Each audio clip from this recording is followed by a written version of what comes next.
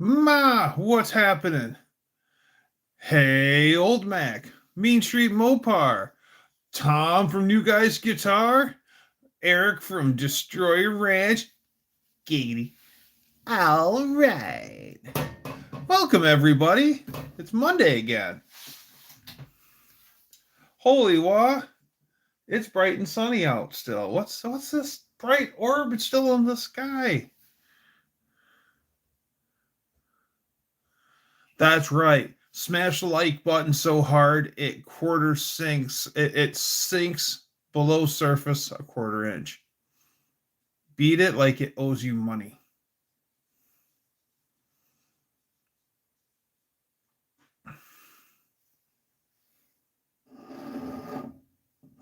Don't just like it, love it.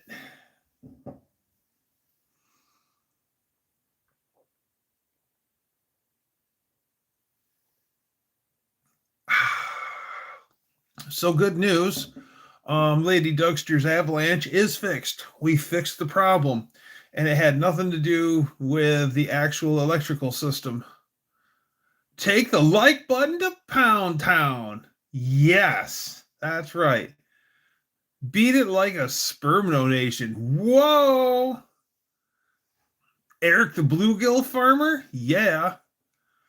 I was watching Russian version of Marvel Superheroes, and the bad guy looks like Dallas. Wow. Okay. Cool. So I actually figured out what was going on with Lady Dougster's ride. Oh, it's Tracy. Hi, Tracy. Hi, Dan IT guy. Dan the man. So after cleaning all the grounds on the thing and doing all this, doing the leak down test, Mofo, what's happening? Long time no see. Nice to see you again. So after all the doing all the draw tests and cleaning grounds and all that other stuff, it kept circling back to the battery. So we after it being unhooked for like 3 weeks, 2 weeks, we hooked it up because I wanted Lady Dougster to pull it up on some ramps. So the thing was fully charged when I took the terminal off, and the thing barely had enough ass. As a matter of fact, it didn't have enough ass to start it. I had to jump it with my booster pack. So thought that was strange. So I pulled it up and I on the ramps and did a few more things, ground clean and wise. And then once again, it barely had enough juice to crank itself over. We're talking whir, whir, whir, and then fire. And man, it's got to be that battery. So we ended up letting it run. Dutch, what's happening? We ended up letting it run, and we had dinner. We went in the house and had dinner. And we come out and we shut it off, and then I let it right back up off of the key. And just for fun, I turned it off, and then I went and grabbed my load tester. And now my load tester is a old test unit that was part of yeah, Dutch put on pants for this? Maybe he finally got the memo that he doesn't have to wear pants. So I've got an old school load tester that was from a 1950s mobile station. It's called a Start-O-Scope Mark V, Roman numeral V. So I do a load test on it, and it fails. So I'm showing Lady Dougster, I go, see, the battery's failing. It failed the load test. And she goes, do a load test on the battery on your truck. And, it's above 50 degrees. It's jort season. Yes. So I go, fair enough. So I take my load tester. Man, Hulkamania is running wild early. What's up, Hulkster? Hulkamania is hanging and banging in the gym, brother, because the big arms mean big paychecks. That's right. What are you going to do when the Dougster runs wild on you? You don't want to know what the Dougster's going to do, brother. You just don't know.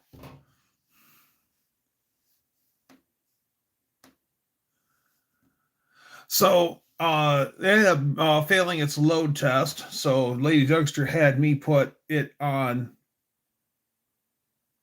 my truck, and then we did a load test on that, and sure enough, mine passed. And then Lady Dougster was like, "All right, now I understand." So we took it in, and we took it into it was under put it under warranty at the AutoZone, and so brother, so we already knew because we had it tested before at the AutoZone that it was going to test fine. So we walk in, I'm like, I want the battery warranted, and he goes, well, I got to test it. And I go, well, it's going to test fine, but even though it tests fine, I would like it warranted. And he goes, well, we may not have to warranty it. And then I explained everything that I went through, and the young buck, and he was 19, 20, listened to everything I had to say, and then he goes, okay, that seems pretty all right.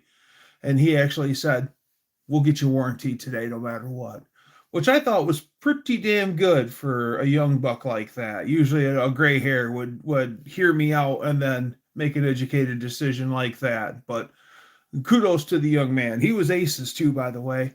And so get this noise. You only get one warranty battery. That's it. Other than that, if it dies in 90 days, they'll honor the warranty again. But other than that, you're out of luck. So oh, thank you. I was just gonna say book 'em. Good job, Mean Street. And so well, we got a brandy new battery shoved in Lady Dougster's Blanche, the Avalanche, and she seems to be running fine. That thing wouldn't even last 8 hours.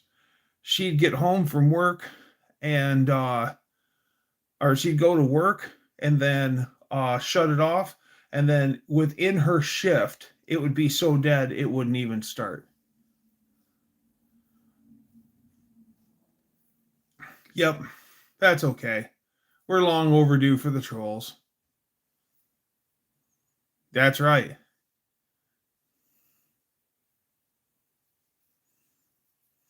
Good job, everyone. Blue Wrench Brigade.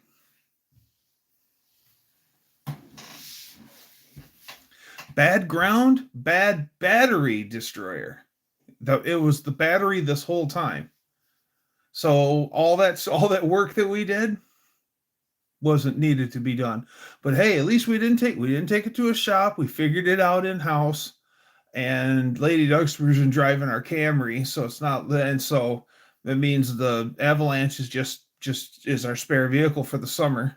So it's not like we needed it. So hey, and then how old was the battery? Here's the kicker, Mean Street Mopar. 6 months old. 5 or 6 months old. A bum battery. Lady Dougster and I go to the same chiropractor, and she works night shift, so she goes in during the day, and I go after work. And she was saying one of her warranty covered it, Tracy. Thank goodness.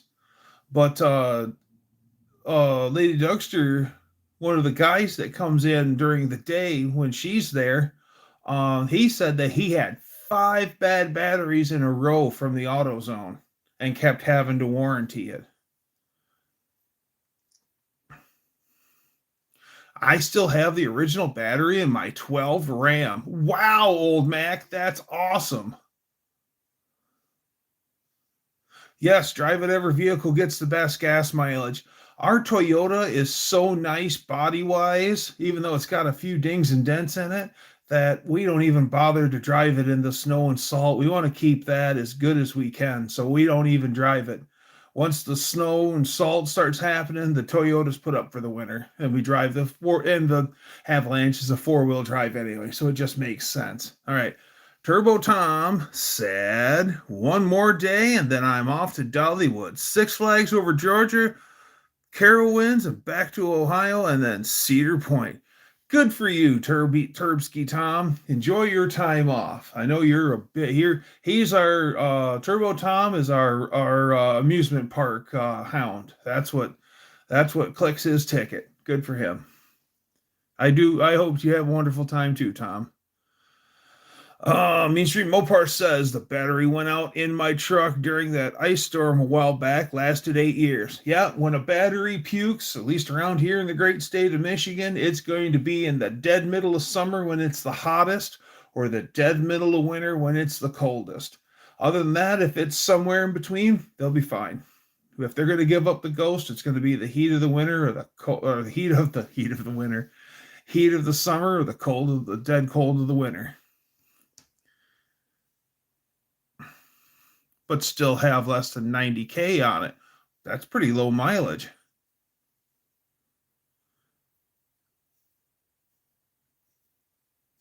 Hi, Tidelo?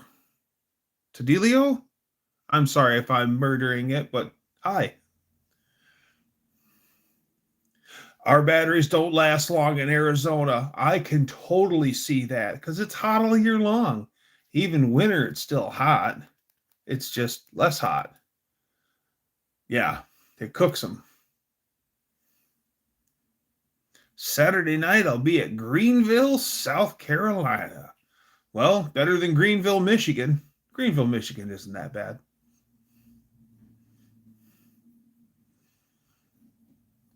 Yeah, I can totally see. Well, it was always cool when a friend of my dad's would when he retired, he started driving driveline parts out west to the southwest, and they start bringing rust-free car bodies up from the southwest. So he always had his trailer loaded. So he always had interior parts and glass and driveline parts going to the southwest, and then car bodies coming home. And those cars, I mean, they were nice and clean sheet metal, like no rust. Ain't a flake of paint on them. It's all baked off, and then they're full of sand everywhere. And the interiors were baked out of them, but they were good. And we had all the parts to put them all together here. We had everything but the good sheet metal. If you got more than 3 years out of a battery in Arizona, you were lucky. Wow. St. Ignace show not that far away. Yes. Yep, Dash melted to poop. Yes, Dash melted to poop. Yes, yes, yes. Yeah, St. Iggy is the weekend before the 4th of July. The Upper Peninsula is magical in June. I'm telling you guys, you want to go to a place that is just beautiful. Michigan's Upper Peninsula in the summer is beautiful. And St. Ignace, week before the 4th of July for the St. Ignace car show, I've been to some Street Rod National car shows, and I've been to some pretty high ticket car shows, and St. Ignace still takes the cake. St. Ignace is the biggest car show I've ever seen. Miles of cars lined up on the street. Miles. It's amazing. And a lot of car clubs parked together.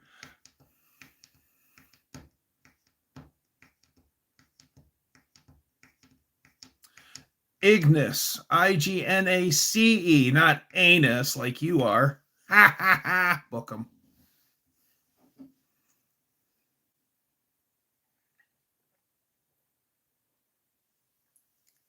I got 7 years out of the original battery in my Mazda 6 in Yuma, Arizona. I'll bet you had a carport, Buff. Did you keep her undercover? That is amazing. I'll bet you he had a shaded parking spot for it, and that made a big difference.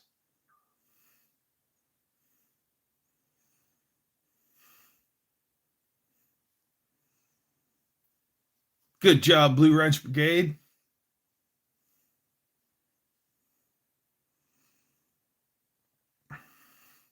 Well, the reason why that battery lasts so long is because Buff makes sure to give it all its vitamins and minerals and nutrients and fertilizer.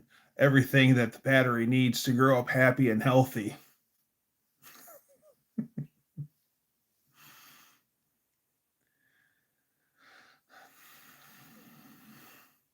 In Yuma, of all places. That's awesome.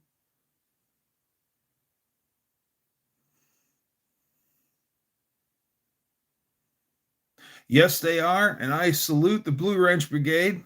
Thank you, thank you, thank you. Jay, what's happening? It's going all right, man.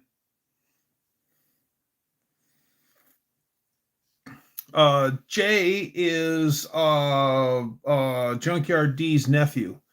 He was down to 2024 No Name Nationals, and sounds like he's going to be coming back for 26. And I'm all for it. I'm happy to see Jay again. So, welcome, Jay. It's all good. We've had a lull in the troll activity for the past few weeks, so it must be time.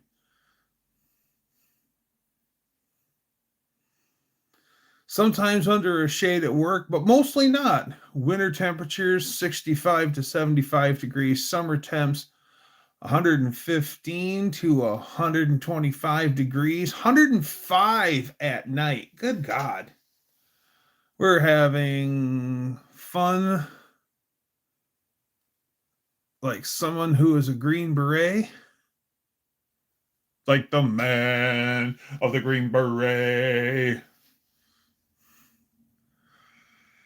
How many shot up A10 Warhogs has Buff repaired? Those are some awesome machines. You can take a real beating.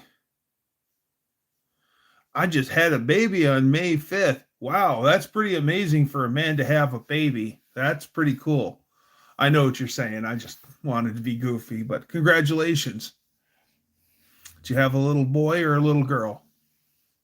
Or did you have puppies? Yeah, congratulations, Jay. It's a dry heat. It's a boy. Nice. What'd you name? Well, when we get together, show me pictures and tell me your son's name. We'll just keep him anonymous here on the live. That's awesome. Congratulations. That's awesome.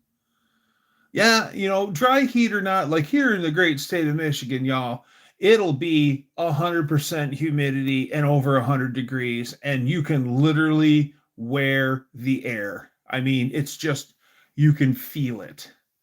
So, but I can only imagine what that dry heat's like. But you know what? Hot is hot, guys. If it's hot, it's just hot.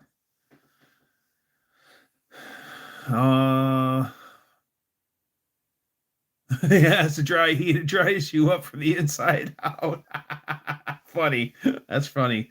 Buff says he's never been near an A10. Worked on a lot of C5 transport and big drones toward the end of his career.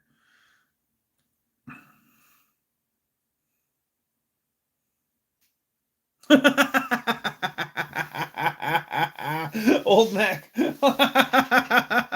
That's funny, Old Mac. I would hate to see how much dilation Jay had to have when he delivered. Yeah, yeah. I'd rather not have the humidity though. Yeah. And a lot of things like in other states where they don't have near the humidity, they can run those swamp coolers. And that actually helps chill the air, but there's so much humidity here in Michigan, the swamp cooler really doesn't do all that much. Braden's saying, coming up, I'm going to be going to the off-road races again in Antigo, and then I'm off to get a Carolina Reaper, and I'm going to have a lot of fun this summer. So big things coming to the channel. Nice. Sounds cool.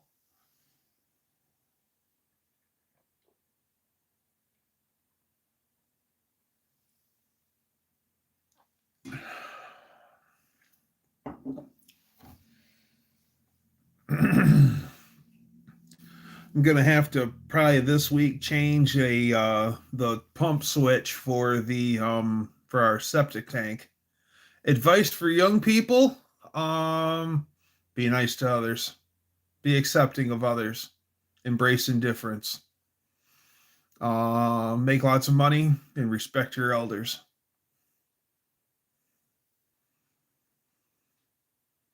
Braden says, I'm going to Noah's Ark at Mount Olympus in the Wisconsin Dells. Cool place. And I'm going to Bay Beach next month in Green Bay. So yeah, I'm having a action-packed summer. Going to a Skillet concert. Very cool. Buff is saying, on the flight line in Yuma, I would pour water on my shoulders and down my back all day long. My shirt would be dry in 5 minutes. Yes. Yes, I wouldn't be the least bit surprised. Stay in school and learn as much as you can. I second that, old Mac. And be wise enough to listen to the wisdom that the old people are teaching you. Listen, even if it doesn't make sense. Listen, Fox Dude, what's happening? Fox Dude was getting up underneath the car the other weekend. I was awful proud of him. He was trying. First time getting underneath the car. He didn't know what he was doing all that much, but he was trying, and that was what is important. So good on you, Fox Dude. Don't get too old. Getting older is, yes, have patience. Don't rush into things. Absolutely. Make educated decisions. Weigh your options. Don't just say, heck with it. No. Learn from your mistakes. Yes, it's okay to make mistakes. Just learn from the mistakes. And don't make the same mistakes twice. Yes. Oh boy, we're getting a lot of advice from all the elders. I like it. One of the guys that I went to high school with, he was a year behind me in school. His dad was retired. I mean, he was already in his 70s when we were 18. And we were talking about, the technology of cars of the 90s. And he's like, so like what? We're like, fuel injection. He goes, my 50-something Corvette had fuel injection, mechanical fuel injection, but fuel injection. And we're like, disc brakes. And he goes, Accord in the 30s had disc brakes.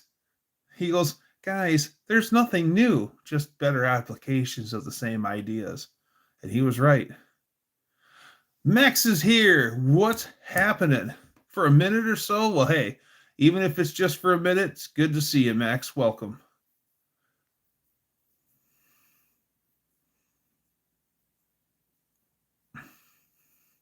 He's on his phone in a hotel in an undisclosed location. Don't be afraid to fail. Failure is just a part of the road to success. Yes. And it sucks to fail. Yes. But you got to go back and get another helping of it. The old saying from Winston Churchill is, if you're going through hell, keep going. You got to get to the other side somehow, right? But if you're going through hell, keep going.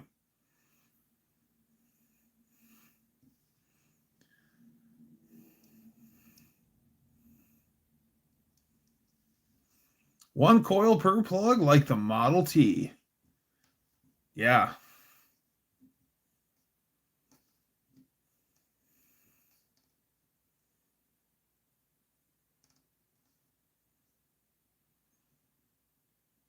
Well, safe travels, Max. You and Mrs. Speck get home safe, please. Precious cargo.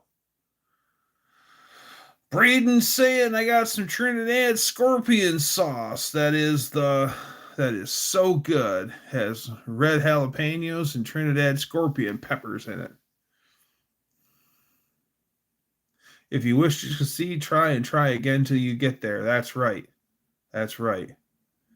Well, I mean, a lot of the best inventions out there, they failed many times before they finally hit pay dirt. Like light bulbs. The original light bulb, they could make a light bulb, but it would only last for seconds. Then as they progressed, it became minutes, and then from minutes it became tens of minutes and 20s of minutes and then hours and then 24 hours and 40 hours and 30, so on and so forth. And it was a constant engineering, we figured this out and we got to keep going forward. Take care, Jay. You got a crappy job ahead of you. Ha ha ha. Good seeing you, Jay. Stop in again when you can.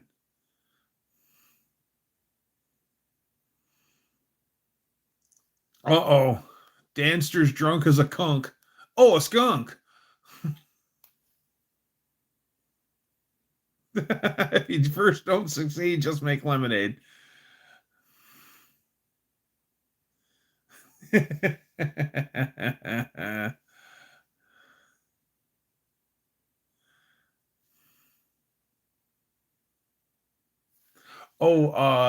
Tracy and Destroyer. Dan Tracy and Destroyer. I got my certificate in the mail. Thank you.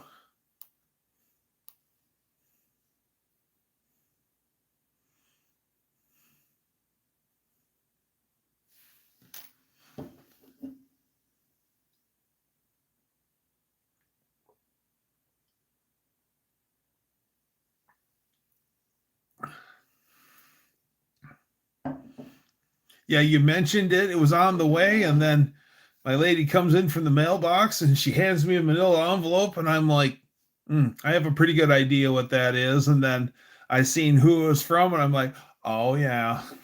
All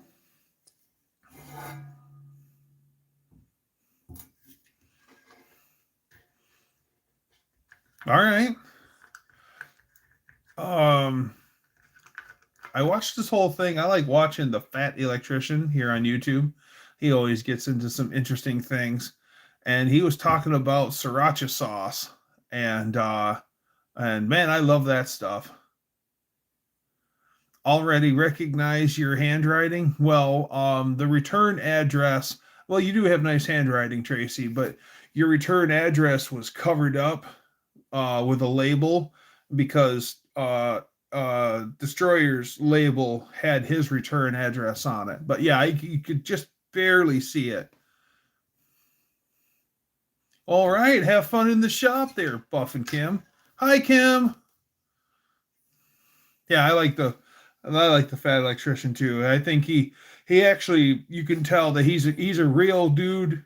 Who's a real stand-up dude who fights for what he believes in, comes up with some good stuff. I really like the fact that when he does the commercials for his sponsors, he includes his kids. Oh, wait. Gotta mute it.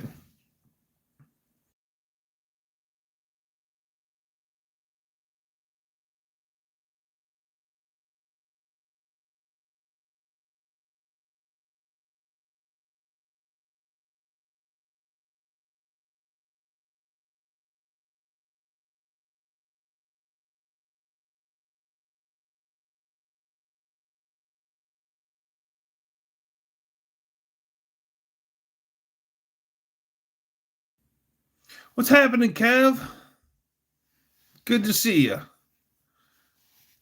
The electrician's here. I'm glad I didn't get the loan for this place because it has stab lock sub panels in the units, which my dumbass didn't notice.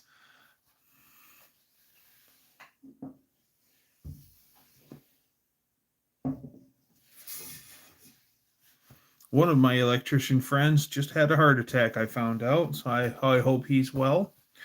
I need to get a hold of him. I'm going to give him a little while to heal up, and then I'll give him a little bit of crap because I can. In a good way, though.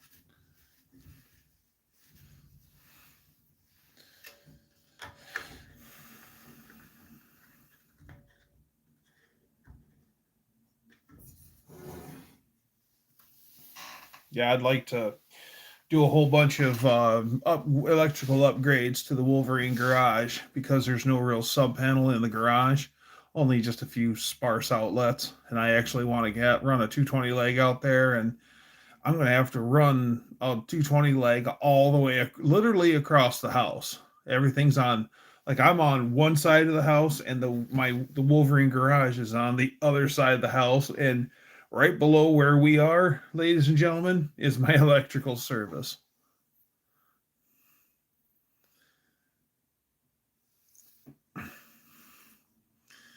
Busy day, 2 doctors and shopping for hobby stuff all day.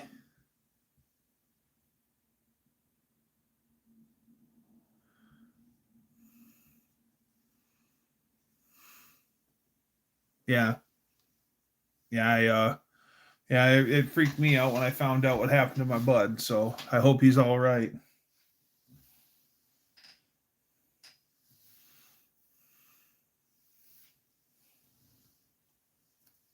There's a catster sighting.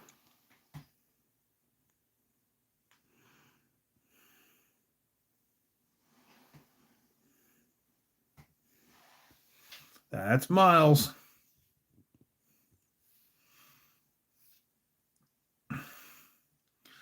Need to run 100 foot of wire to put 220 in my garage. 100 foot? I don't think I got to run 100 feet. Well, I guess if I run it the way I want to run it, then maybe. Because, oh, Lars, what's happening? Good to see you, my guy.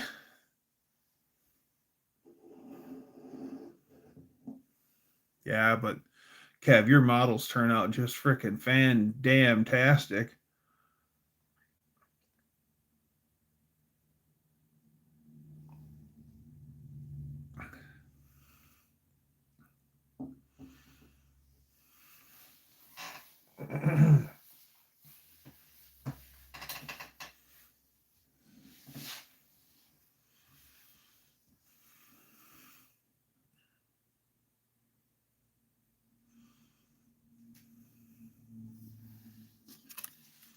It's good to see. We've had some people show up tonight that hasn't been swung in a little while. Got another 100 hours to go. Yeah.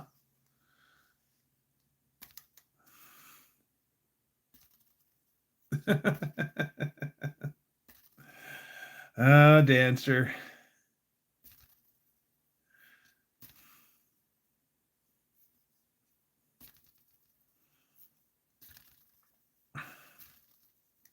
Need to get back to, well, I need to get everything else taken care of so I can get back on the old shop truck. I gotta I gotta change the float switch in our septic tank.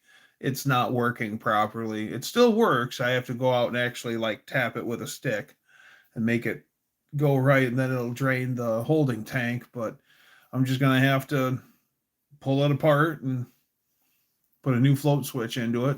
Yay. Won't be that bad. It's laid out pretty good. It's made to be serviceable, so won't be all that bad. Just doesn't smell the best. And then after that, should be able to get back to working on shop truck for a change. Oh, I got to pull a service on our lawn tractor. Oil change, clean the deck out, all that fun jazz.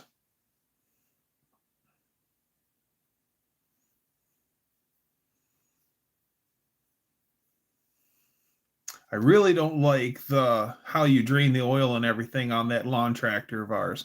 It doesn't have a drain plug, it has a drain valve. And then of course they put that drain valve right on top of the frame rail, and it's got a real frame rail, and it's way back up in here. You can't get your hands on it. And then you got to stick a hose into it, and then it's a big pain in the butt. I need to revamp it with some and put an actual uh, couple pieces of pipe and a 90 and a cap on top of that, so it comes down around the frame rail, so it'll drain a lot easier. It's just getting to it is a big pain in the butt.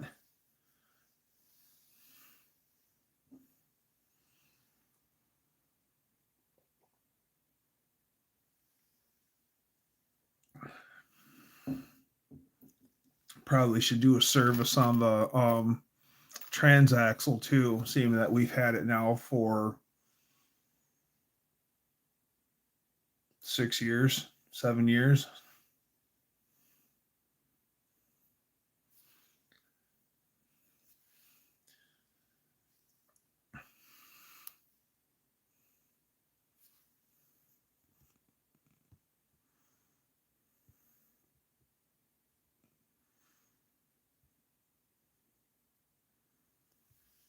Wow, drink half a fifth.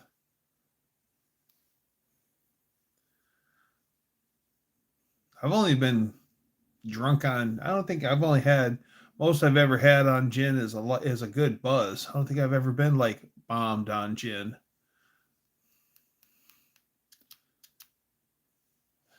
Oh, old Max says my zero turn Cub Cadet has a pipe with a hose and fitting cap. Was a pain in the ass to take off for its first oil change.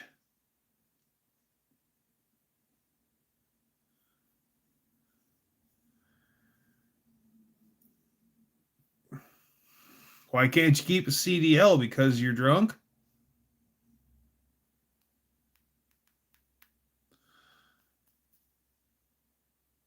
Yeah, the tube that connects to the oil drain valve. Well, the problem is it's not the fact that I have the oil drain valve or that tube. I'm fine with all that. It's just how inaccessible the drain valve is.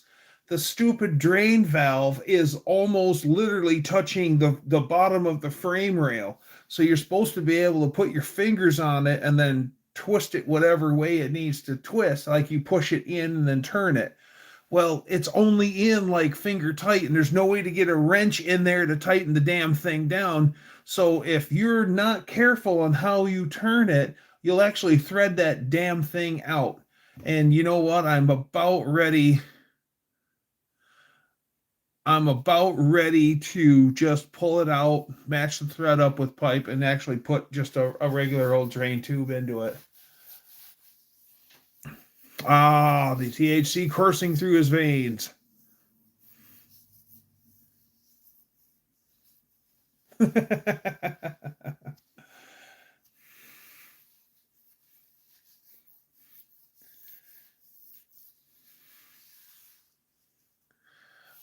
Yeah, the Cub Cadet has IH roots. It sure does.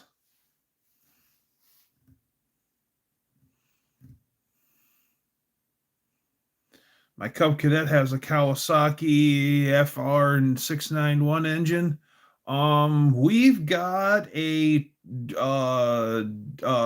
vertical um vertical twin vertical V twin well actually well it's a vertical shaft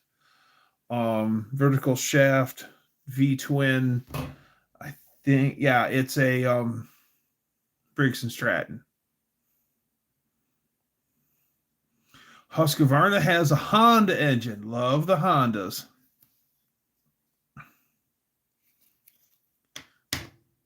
Hey, Def John, what's happening?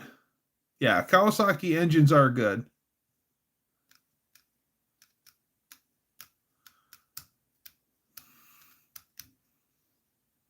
Cool. I like models.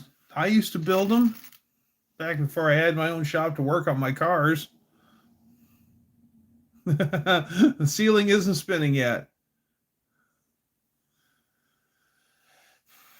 As a matter of fact, for all our model enthusiasts, check it out. Scale stuff. I've got a cherry picker, an engine, a transmission, oil can, air tank, fuel can, floor jack. I had a Mac Tools toolbox there, but my father-in-law took it for his diorama.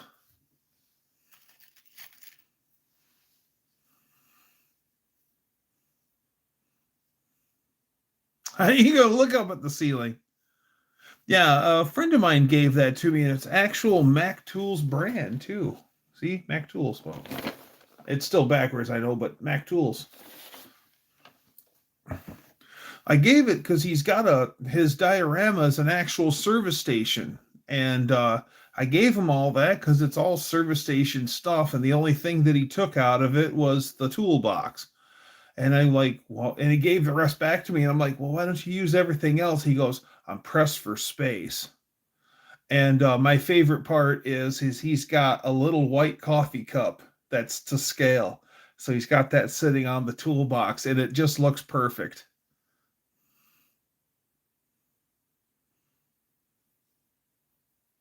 67 goat. Cool. Will Shop Truck be ready for the all-important race? No, it will not. Unfortunately.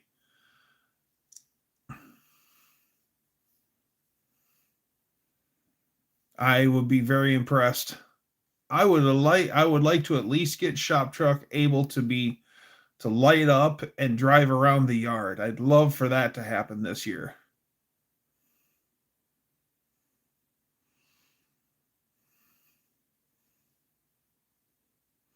67 GTO be a pro touring car. Nice. Very cool. So are you actually going to do a tub job yourself and a cage and all that stuff, like all scratch built stuff, Johnny? Because if so, that's cool. Yeah. Yeah, scratch built Pro Tour, that's going to be cool. What parts are you needing? I still need a cam. I got once I get my big payday coming, I'm going to start ordering some parts. I still need to order my cam. I still need to order a set of valve springs.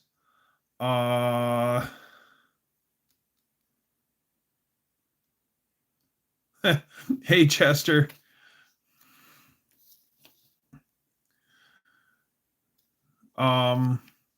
So I need a cam. I need valve springs. I need motor mounts. I need some engine fasteners still. I need a harmonic balancer.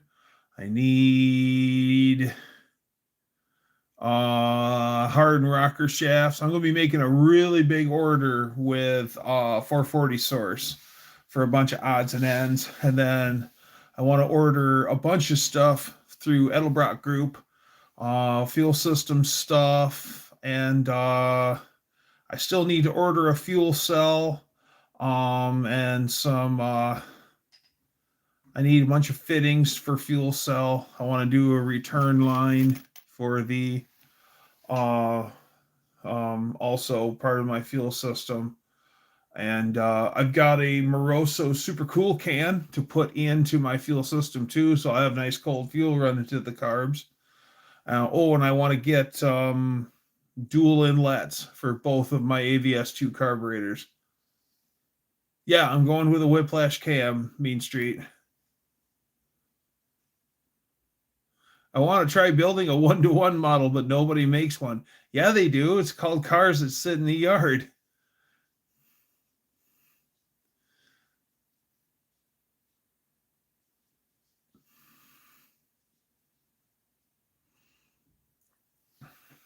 Build a 1-to-1. I did know a guy who had a half scale car that was a NASCAR, and it was all everything was just like the real thing except half scale, and that was still a big car. They were called kit cars. Yes, they were.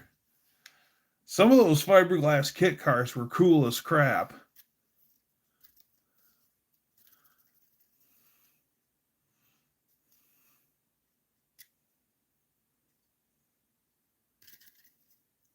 Why send your beef cow to the slaughterhouse when you can just hire Spock and neck pinch the cow? That's right. Smokey had the 7/8. Yeah. He lowered it was so that story is just so dang cool. Not only did he make the race car that was 7/8, he also made one in the same way that was painted as a street car. And then Smokey, like the template, when you see the template that they put over the car to show the shape of it, so that was Smokey's idea for that car. And NASCAR kept that idea. And then they're like, we don't think that's a real Chevelle. And he goes, sure it is. And he goes, here's a model of it. And he put that over it. And he goes, if you guys don't believe me, then here, let's walk out in the parking lot and find another car, and then we'll measure it. So he made sure to figure out what doorway that they were going to walk out of. And then he happened to park his next car in that area. So they walked out and they're like, oh, here's one. It was his car. And they took that template and put it over top of it. See, it works.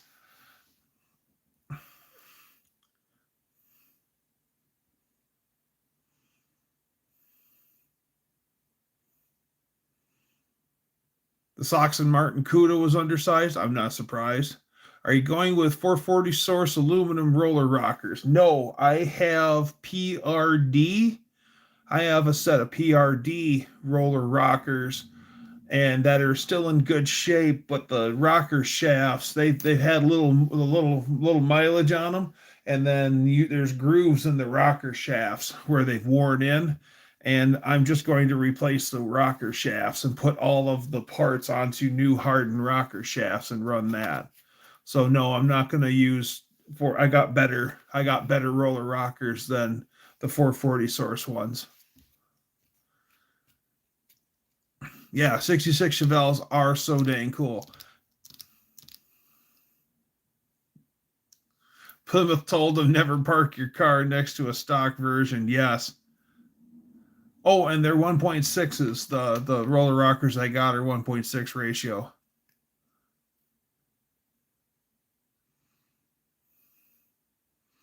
Do you ever notice that Ferrari scripts look like model car sprue or trees? Yeah. Yeah, it does. Smokey is the reason for there are a lot of NASCAR rules. Well, I mean, Smokey was first to say if that rule book says that I can't do it, then I have to assume that I can.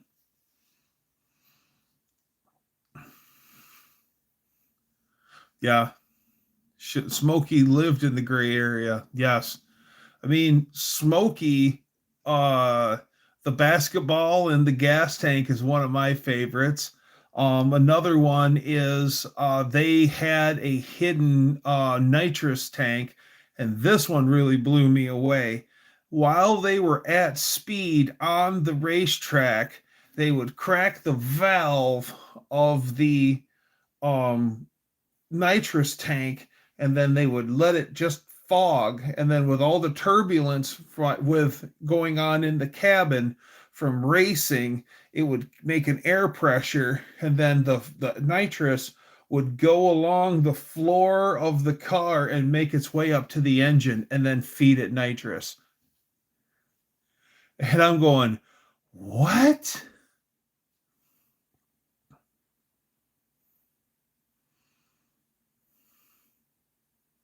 John owns one of my models now, 66 Chevelle. Yeah. I love the Cheatin' 13. It's black and gold, big 13 on the door. Oh yeah.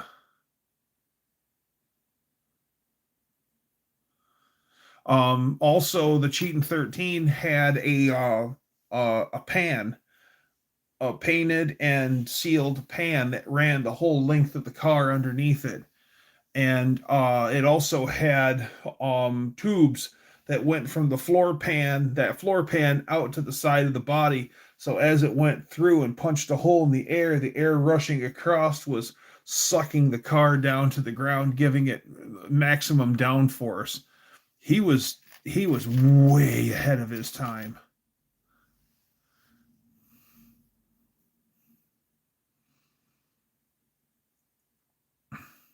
Yeah, I like the boxy Chevelle. I like the 66 Chevelle, but I'd rather have a GTO, a boxy GTO. 66, 67.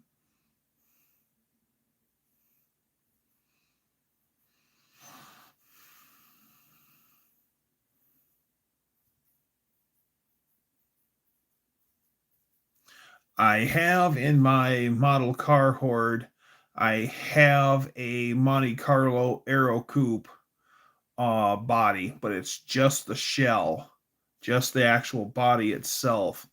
And that I'd like to maybe build as like the Intimidator car, because it's actually a NASCAR model. I have what else do I have? I have a couple semi truck models.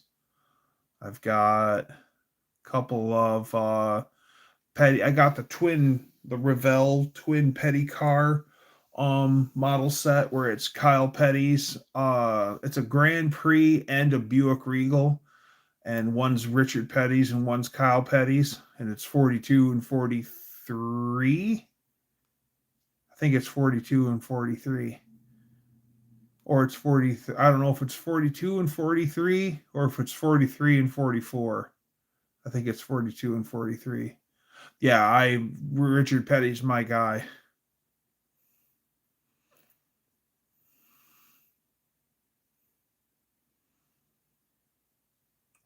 I think it was DW, old Daryl Waltrip, who had shot in the jack post that would release when he was running to lighten the car, but the screw didn't fully open and they had shot all over pit lane. Oh, I'm not surprised.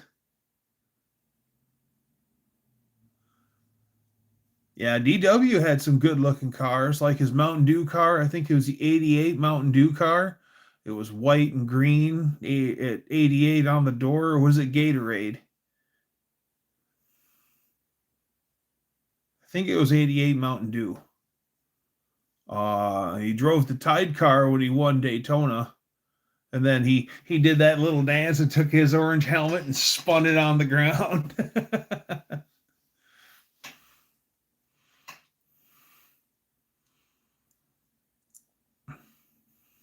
Lead weights, you dump them all over the track, cut off your frame rails.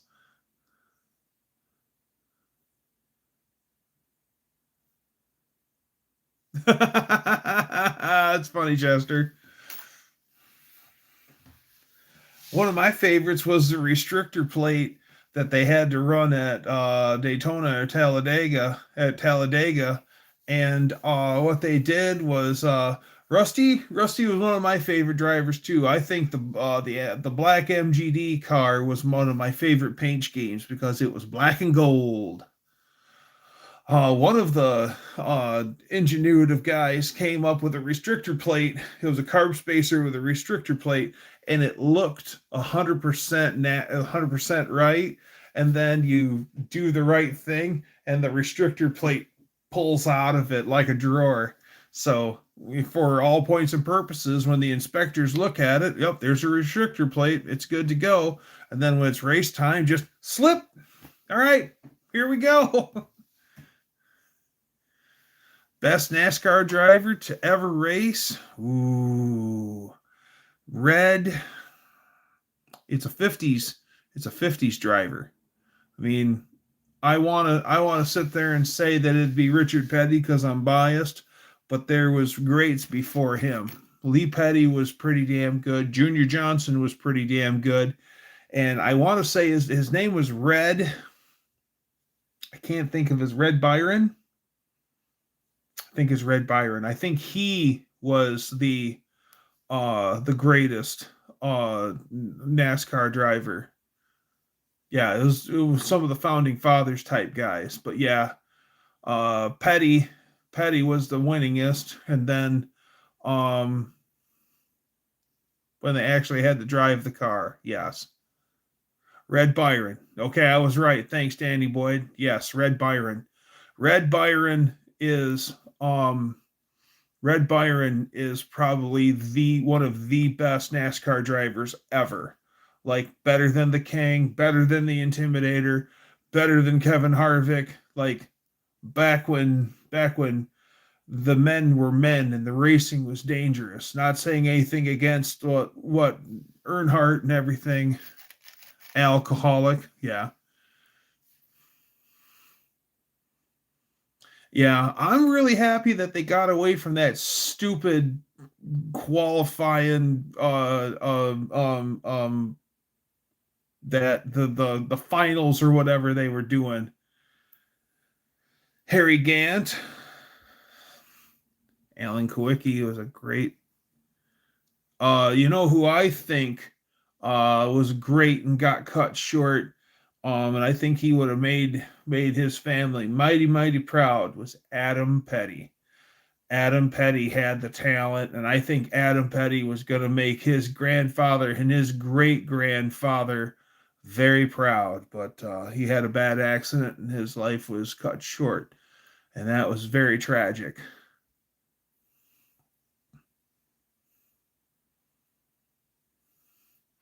Dick Trickle. Yeah, Adam Hetty was a huge loss. Yes. He was going to make his grandpa very proud. I believe he had the promise. He had the keys to the kingdom. Cigarettes and welding torches on pit road when men were men. Hell, they still had cigs in the cars. I mean, I think it was Dick Trickle on caution laps. He'd still smoke in the car. I mean, there were still push button cigarette lighters in the cars.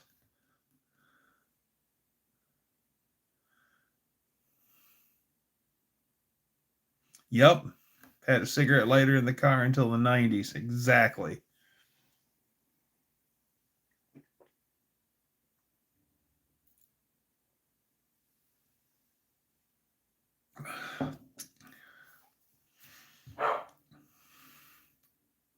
There's this one video out there, and I absolutely love it. It's a tractor pull, and the guy, he doesn't have a helmet. He's sitting on his tractor pull rig, and he's pitched up to the sled, and he's got a cig in his face, and then it's about ready for him to go, and then he's got a cig in his face, and he takes one big old pull off of that stogie, and he flicks it off to the side, and he full sends that son of a bitch. I have a ciggy lighter on my power chair, right? And Dave Marcius was still driving in loafers. I think you're right. I think Grumpy didn't know how to drive. It was always so funny because you had Dick Landy, who always had a cigar shoved in his face, never lit. Then you had Grumpy Jenkins, who always had a cigar shoved in his face that never wasn't lit. That one video you watch where they interview Grumpy Bill Jenkins, and you can tell he's kind of he's to the point and kind of shy, doesn't really want to do an interview, but he does his interview. But I absolutely love it when you sit there and watch him. Actually, they got the cameras in the passenger wheel well pointed up at Grumpy Bill Jenkins, and he's just rolling that 4-speed and after he shuts her down, he finally takes a drag off of his cigar, and oh yeah, 24-volt ciggy lighter. Man, that thing will get real lit up. Yeah, Herb Thomas drove the fabulous Hudson Hornet. Lee Petty, he's one of the Buck Baker, yes. Tim Flock, yes. Bill Rexford, yes. Yep, Grumpy Bill power shifting his big block Camaro with a cigar in his mouth. His Vega was not built within the NHRA specs. I bet they weren't, but that thing was out of this world technological advance. When he came out with his Vega, there was nothing else like it. Best looking NASCAR body style. It's the Superbird. Not the Superbird, Charger Daytona. It's the Charger Daytona in Petty Blue. Hello. Was it a 74 Vega? I think it was a 74 Vega. Cousin Magic Mike, what's happening? Good to see ya. Baker was my favorite. Mario Andretti. Buddy Baker? Oldsmobile Eagle, hands down. Oh. Olsenite Eagle. Okay.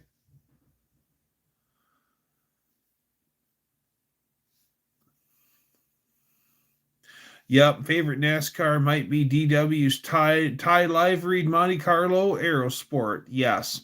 John Wilburn, welcome. I really, really, really, really like the Richard Petty 2+2 Pontiac Aero Coupe.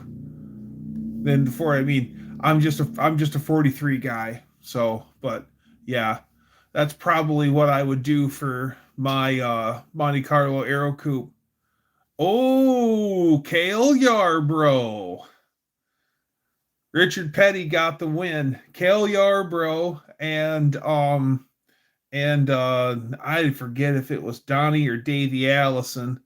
They were going at 79 Daytona 500 at the Daytona, and they're fighting for first and second place, and then they get spun out and go into the pits, and then both of the Allison brothers are in the infield, and they pick a fight with Cale Yarbrough, and they're beating Cale Yarbrough's butt on the infield, and then old Richard Petty was in third place, and he just watched them boys duke it out, and he just went and grabbed the checkered flag.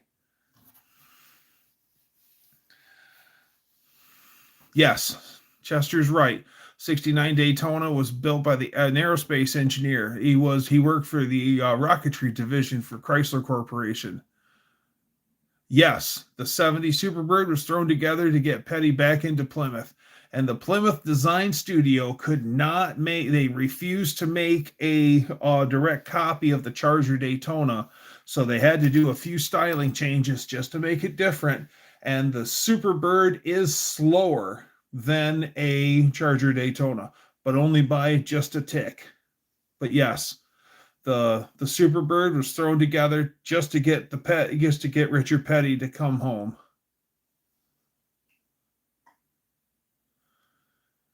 I think the Superbird is an awesome name. Oh, and I have a Torino Talladega body shell also. So if I wanted to make a Petty Torino Talladega, not that I'll be building any Fords, not anything to my Ford guys, but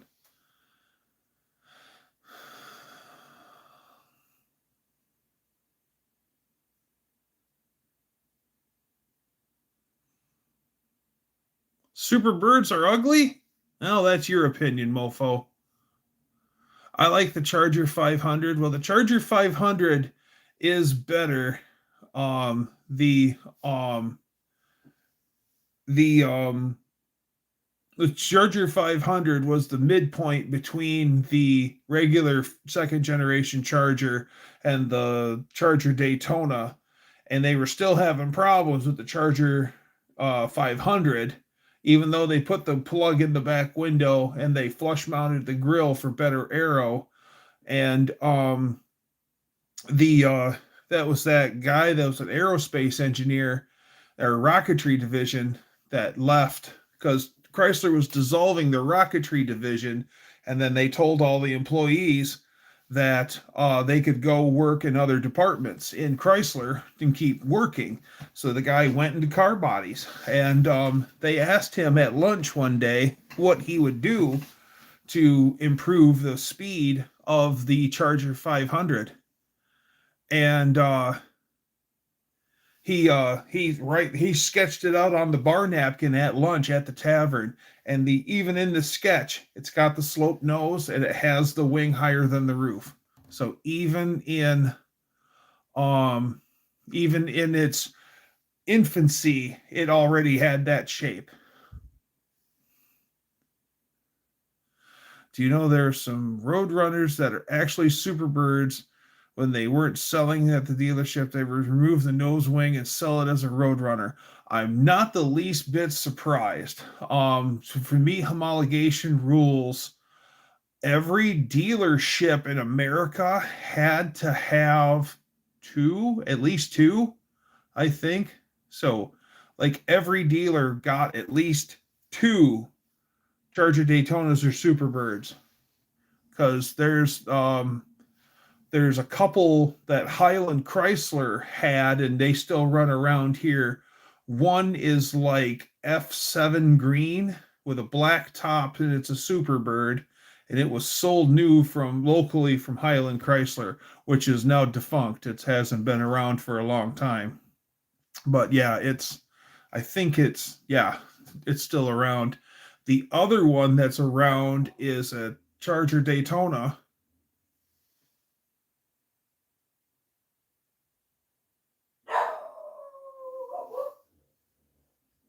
Dog's freaking out.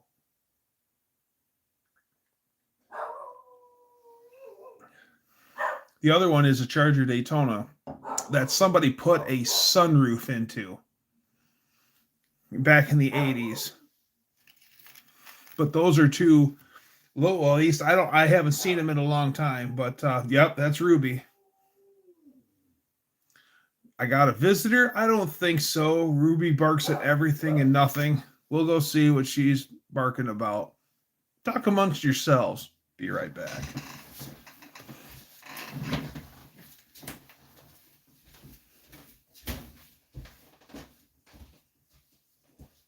What's your deal, Ruby? Huh? What you barking at?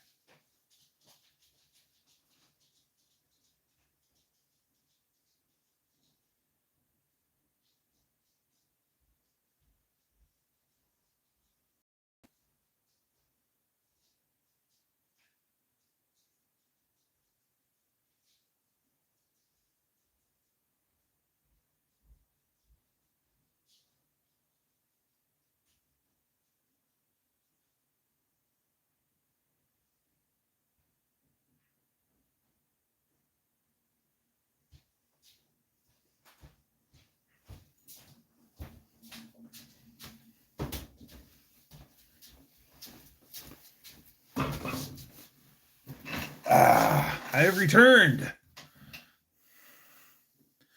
Mrs. Dougster's side guy showed up.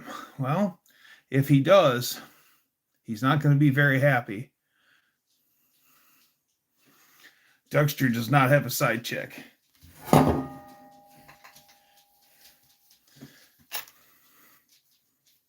Dougster does not have a side chick. I don't know what Ruby's barking at.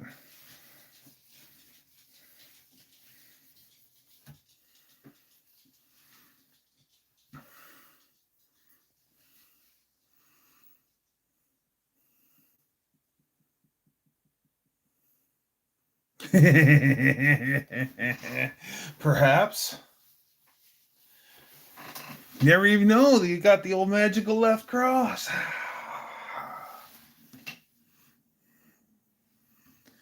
Yeah, I'll tell you what, even if I had a Daytona and a Superbird in pieces, I wouldn't sell them for all the beer in Milwaukee. Ain't no way. Yeah, Ruby's just doing her job. Sidewinder. Like the actual snake. Yeah, Ruby's just trying to do her job. She does kind of have a hair trigger on the old alarm, I will say. Sometimes she barks at just some of the weirdest things.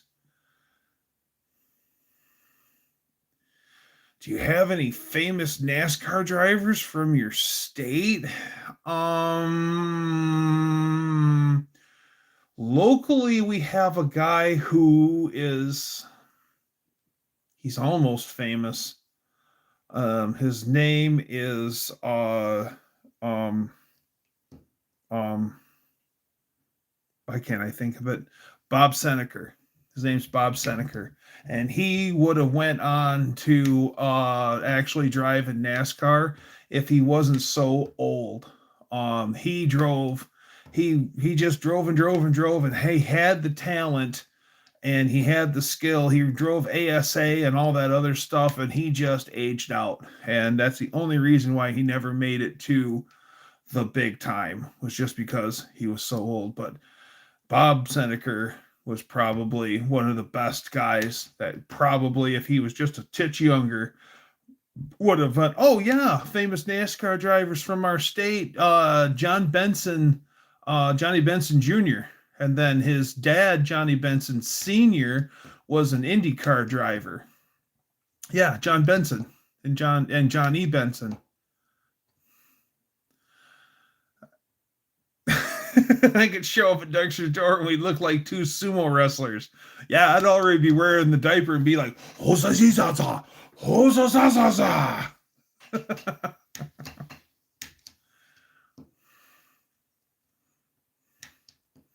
268 Hemi Roadrunners. His wife took one from him, and his daughter still has the other one. Okay, that's good. I'm sorry. I'm sorry about your friend, Mr. Sauve.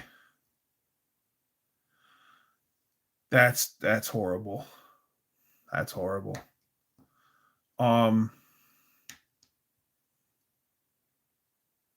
Yeah, Johnny Benson is a very every so often Johnny Benson would come to, because he's from the greater Grand Rapids area, and Johnny Benson would come and race sometimes as a guest racer at his home track, which is Berlin Raceway. And Berlin Raceway is more like a letter D than it is an actual oval, and the back stretch is almost straight. And then Johnny would come as a guest and race in his late model, and he would qualify like almost dead last, and then he would be either in first place or in the top 5 by the end of the race. He would pass everyone like they turned their car off.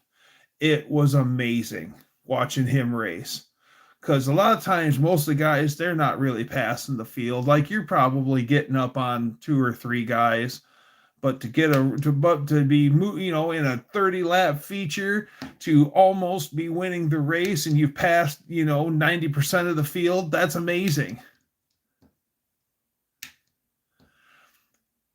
Did I ever play golf with Jerry Ford? No, I did not. I am very terrible at golf. I enjoy playing it, but I don't keep score because I'm horrible at it, and I'm basically comic relief on the golf course. Best Pontiac driver, Ricky Craven. He won the Rain Delay race, pinned against the wall, or pinning another car against the wall. Yeah. Did you ever play golf with any of the famous Ford or Chevy guys that worked at the factory? I was friends with a whole bunch of guys who worked at the General Motors stamping plant, 36th Street Assembly. I bowled with some of those guys. Because we used to go down to the Chesame, which was a bowling alley and a bar, and I would just go. I just go belly up to the bar and have a few drinks, and then if any of the guys for third shift bowling league didn't show up, then I was their alternate, and they just come over and find me and be like, "Hey, our league, we need you for our league. So and so didn't show up," and I'm like, "Okay." And then so I worked with a lot of not worked with, but I hung out with a lot of the General Motors employees. Thought I saw a few golf ball scars on your head. Hi, JB. Good to see you. Any bar pool fights? Oh, yeah. I've seen plenty of bar fights. I've seen a few bad pool hall fights, too. The pool hall fight the one particular pool hall fight I don't want to talk about. It was bad. Thank you, King. Hope you are too. Bar fights, some of the best bar fights I've seen. As a matter of fact, we went to a concert in a bar, and it was a band called GWAR, GWAR, and they're kind of like sci-fi meets death metal, and we were in this absolutely dive bar called the Reptile House, and it was just like what a crap hole it was. And we're watching GWAR play, and then there was a lady band member. Everyone's in these humongous costumes. I mean, you can't tell what they really look like. They're in these really enormous, elaborate costumes. and they're playing the music and everything, and all of a sudden the the lady in the group acts like she's not feeling good, and she falls over on stage, and then there's fake blood everywhere, and she gives birth to an alien baby on stage, and it was just weird. So on top of all that, there was a whole mess of fights happening in the crowd, and we don't want any part of it, and we're actually standing on top of the pool tables to keep away from everyone fighting. And yeah, it was crazy. In the 90s at Englishtown Raceway Park during the Mopar weekend, they had a Christmas tree simulator in the pits. Don Garlitz and Ronnie Sox took it over, and they were like two kids at a candy store trying to see who could cut a better light. I like it. I like it. I would watch that. Speaking of concerts, I noticed today that in early August, what you doing, Ruby? She's here. There's the dogster. Gonna say hi to everyone, Ruby. Turn around. There you go.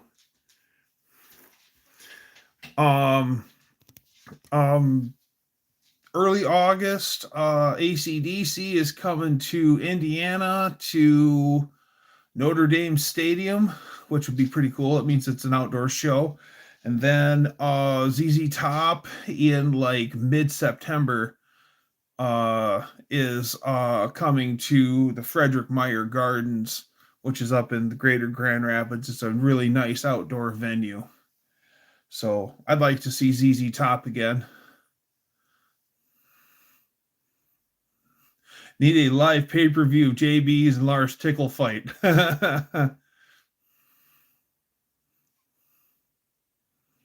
Can't listen to AC/DC anymore? I like AC/DC a lot. And I've never seen AC/DC live, so I'd like to see AC/DC before they stop touring, because those guys aren't getting any younger.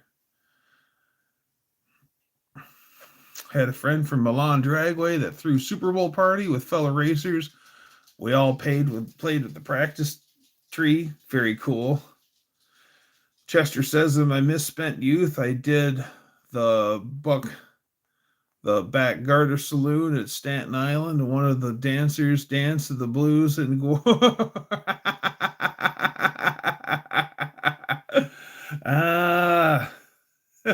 Chester knows what I'm talking about. It was years ago on the Bob and Tom show. They were laughing about how there's no dancers that were stripping to the Ballad of the Edmund Fitzgerald, and then soon after that there was dancers that were starting to dance to the Ballad of the Edmund Fitzgerald. That just makes me laugh, because that's not a song that you're going to see the girl,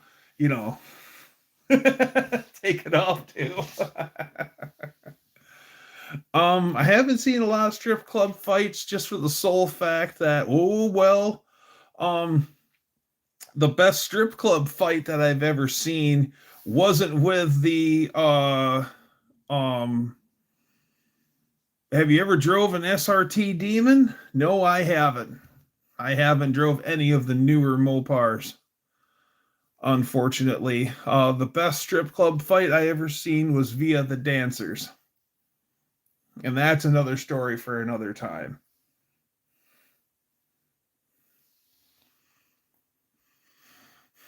You ain't partied till you've hit the swamp in Destin, Florida with Bret Michaels.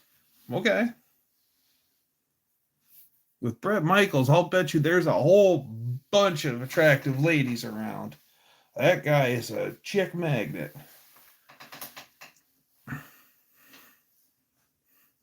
The girls all went down at the end of the song? It's very possible.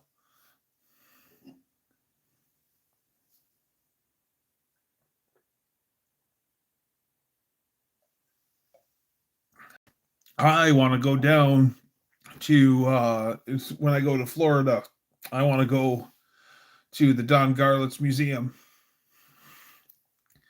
My mom got to meet Bret Michaels. I bet she did, Braden. Just kidding.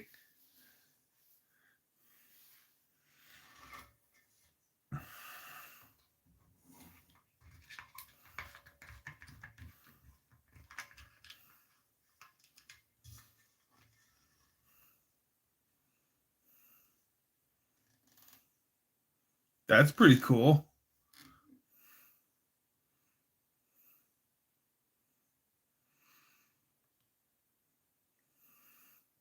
Yeah. What I think is amazing about Don Garlits is he's in his 90s, the train's still on the track, and he's still giving tours of his museum and everything. He's still running out and doing cackle fests and stuff like that. He's so cool. The American Speed Museum in Lincoln, Nebraska. Yeah, I'd like to check that out. The Floyd Garrett Museum in Tennessee. One of the best car museums, Braden, is the Gilmore Car Museum, and that's probably 15 minutes away. It's great. It's cool to go there. Should go there soon for the Wednesday car shows. I haven't done that in a few years.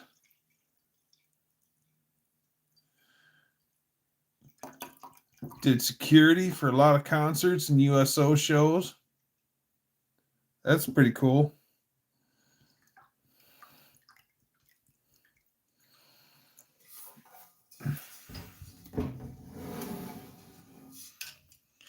Garlits place is wild. Yeah, no doubt. Just what I think is to be crazy is just to see how many Hemis are under one roof that are owned by one man. My friend went there in the 80s on his honeymoon when he got married to his first wife.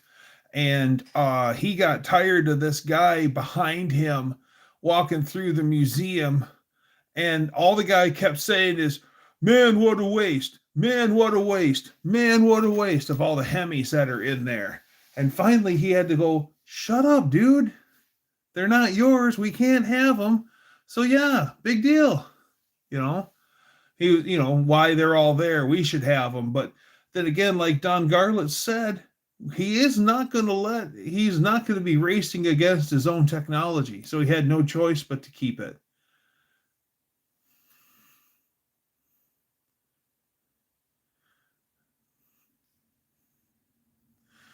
I've seen Five Finger Death Punch, 3 Days Grace twice. I've seen Godsmack, Volbeat, Wage War, All That Remains, Asking Alexandria, Aaron Lewis of Stained, and Stone Sour, Bad Wolves, Skillet 3. Yeah, you're right. He worked for Chrysler, and Garlits is still to this day, he has his own code that he can walk into any Chrysler garage across the nation and give him that code, and he can buy a car at a severe discount. And that's so cool.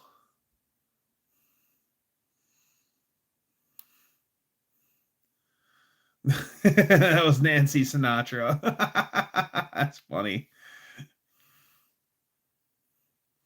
Well, back in the day, Don Garlits had perfected using the 392 Hemi, and then Chrysler was pushing the 426 really heavy onto him, and they didn't know anything about the tune-up on the 426, so they kept trying to use the tune-up on the 392 on the 426, and the 426 wasn't liking it. And he's not getting the power out of it. And Garlits had enough of not performing well with this new engine to the point where he finally said, "You know what? I'm just going to full send this thing, and then we're going back to 392s." So there was a guy called Bateman, and he was legendary for what they called the Bateman twist, where he'd take the distributor and he'd fully max it, and then they'd full send the car. And she'd usually always lay down a hell of a number and also barf at the top of the track. She'd leave her, she'd give up the ghost at the end of the track.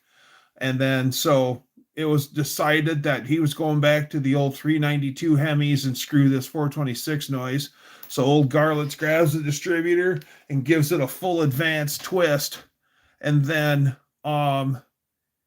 he goes out and lays down the pass, and that just ended up being he put it in the zone where it wanted to be. And for the first time, his 426 actually came alive, and all by accident.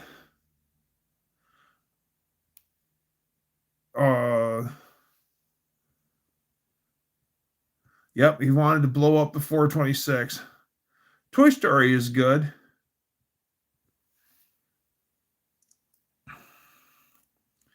Hear about the magic tractor turned into a kind of tractor, comes in a box. Do you say that?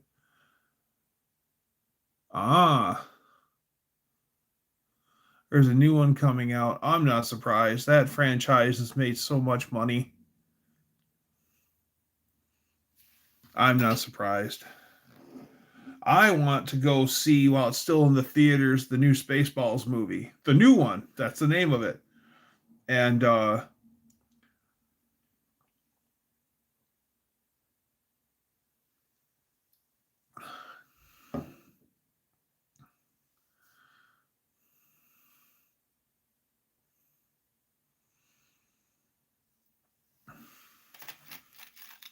so yeah, I'm actually looking forward to the new Spaceballs movie, just because anything that's a Mel Brooks film is usually hilarious. I mean, Mel Brooks is a comedic treasure.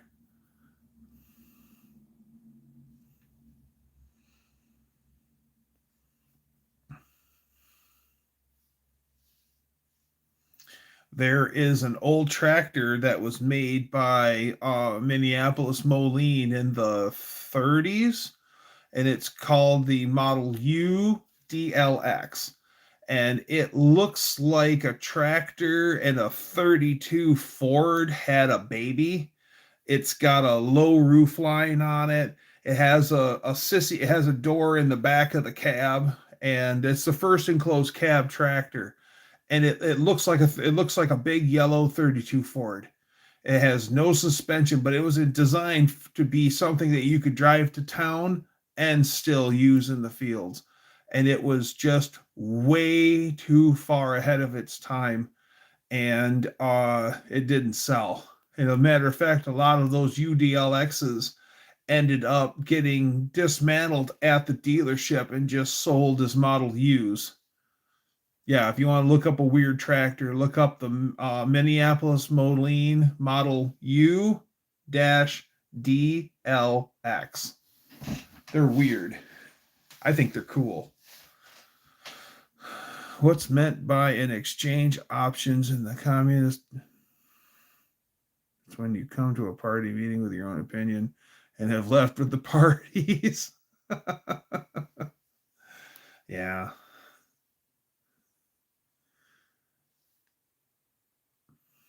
There's a lot more truth to that statement than you know, Braden. History of the World, Part 1. Oh, yeah. The Inquisition, we're gonna make them Christian. Take it, ladies! All the nuns do water ballet.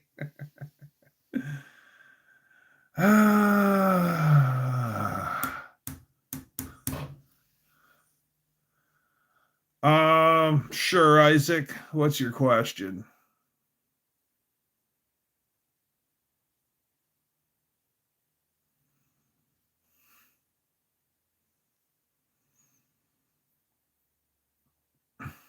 Joker can get a Buckham Dano. Yes, Count de Money. No, it's Count de Monet.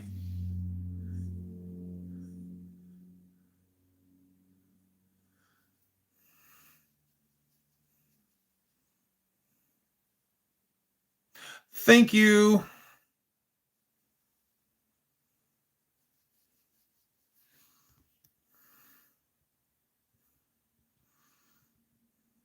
Count de Monet.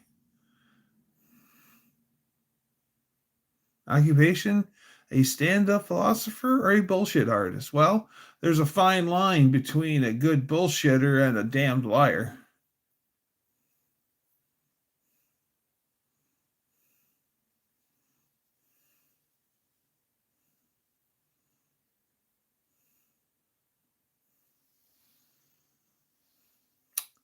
Thank you, Colleen, as always.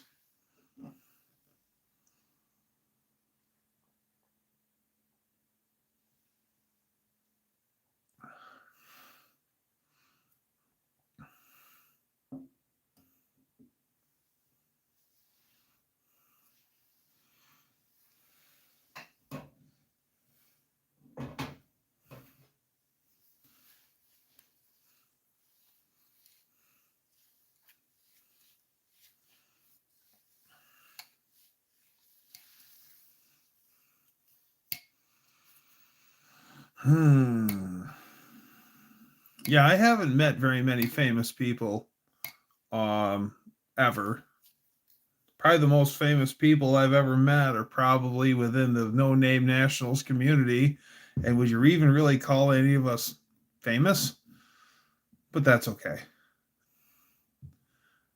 Yeah, Afroman did win his case, and I'm glad he did. I think they really overstepped their boundaries for over some BS.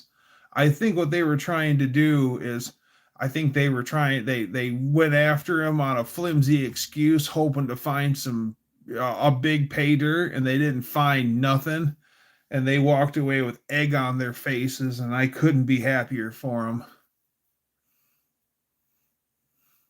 That one cop sitting there eyeballing the pound cake is pretty damn funny.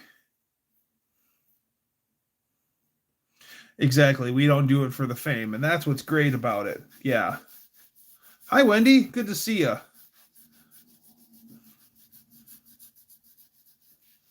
You'd meet me out in front of the gas station or on top of the off ramp. Yep.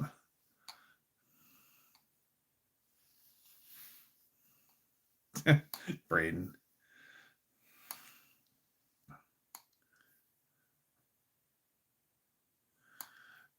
Now you're world famous at the Walmart in Sikeston, Missouri. Yeah, because they think you're Santa Claus. How'd you get famous at the Walmart in Sikeston? I've been to the Walmart in Sikeston. That's where I bought potatoes last year. Ran into Sammy Hagar at Northern Arizona, and he was driving the Daytona. Oh, his black Daytona. How cool is that? Dan, Dan the man, he was a way cool guy, wasn't he? I'm kind of jealous. I like Sammy Hagar. I think he's literally the nicest guy in rock and roll. I've heard that from numerous celebrities. He's just like the nicest guy.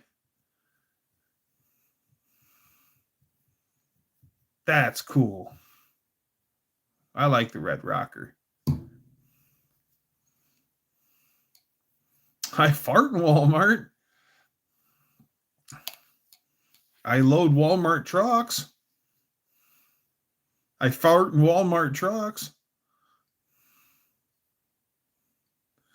Everything in the world's about sex except sex. Sex is about power.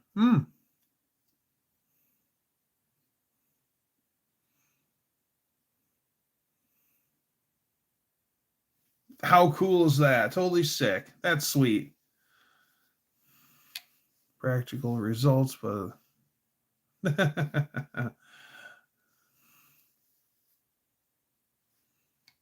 nice.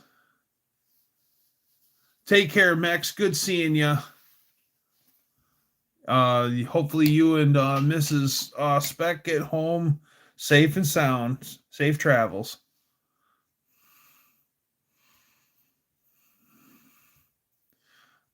Well, sex is like bridge. If you don't have a good partner, you better have a good hand.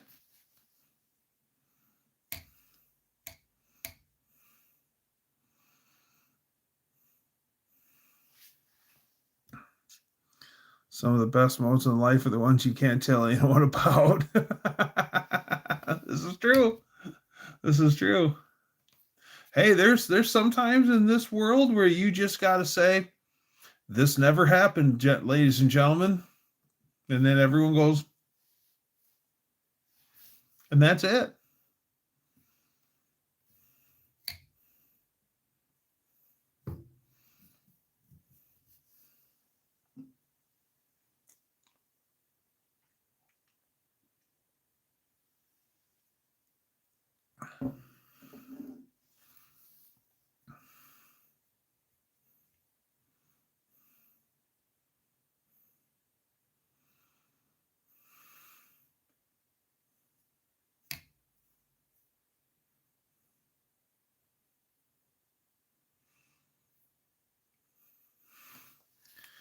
Mohawk says JB, Lars, me, and ASO were all wearing the NNN shirts, and the clerk asked if you were in a group. ASO says yes, and we were world famous YouTubers. And then the rumor started. Oh, I remember. Okay, I remember you talking about that now. Yes. Ah, I fart in your general direction. Your mother was a hamster and your father reeks of elderberries. I'm French. Can't you tell by this outrageous accent? Do not come back or I will taunt you a second time.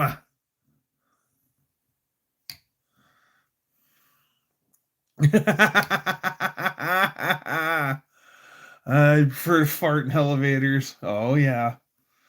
Now, remember, when you do the fart, sometimes you have to release what's called a test fart. And the test fart requires an act of subterfuge. Like, say, is that a issue of Golf Digest?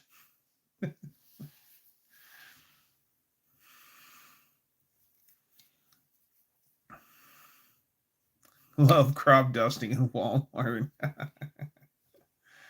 I'm proud to say that I'm not as gassy as I used to be. I used to be able to knock a buzzard off a shit wagon in half try.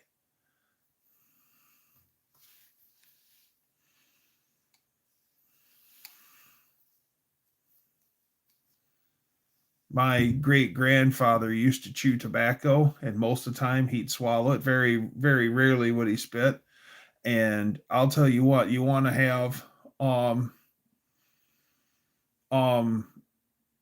he was those guys are always just terrible, just nasty smelling gas.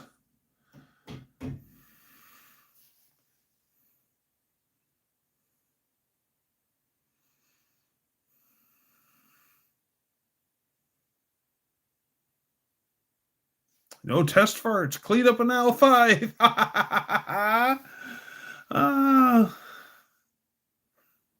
Yes.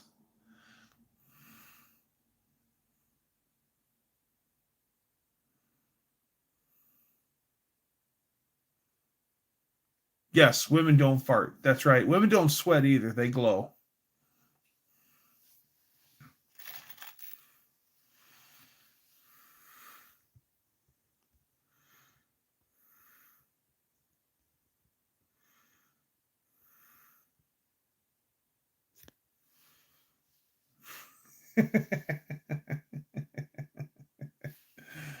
uh,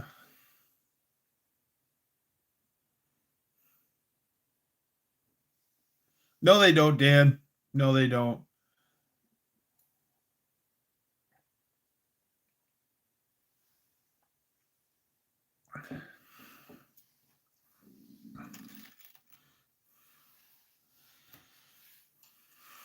We were at this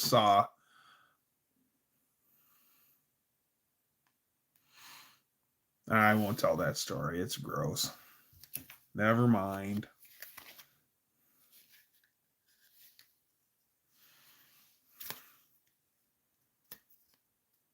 Yes. Yeah. Dan is right.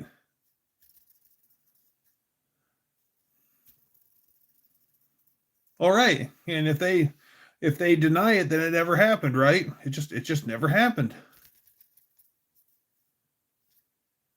This is true, Mean Street Mopar.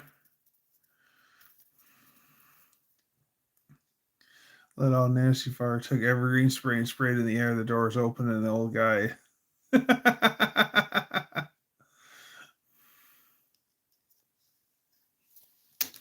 As a matter of fact, what is with the little trees? What was the original scent? And you'll be surprised.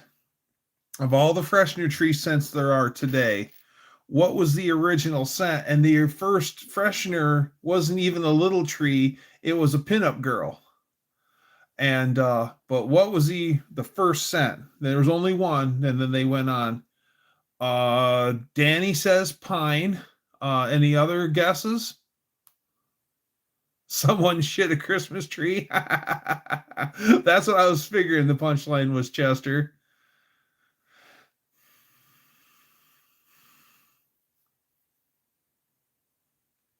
Violet Poontang. Yes, it's pine. Yep, pine was the original scent. Vanilla or frankincense. Roses or spearmint. No, it was pine. It was royal pine, which has always been my favorite. It was, whenever Dad would buy freshener trees, it was always royal pine. So in honor of Dad, I always buy royal pine too. What's the worst smelling sex? Total guess. What do I win? Dan, you win a lifetime supply of used air fresheners. All scents out of the package, and they're all at least 4 years old. You get as many as you want. Congratulations on your prize. I will mail them out tomorrow.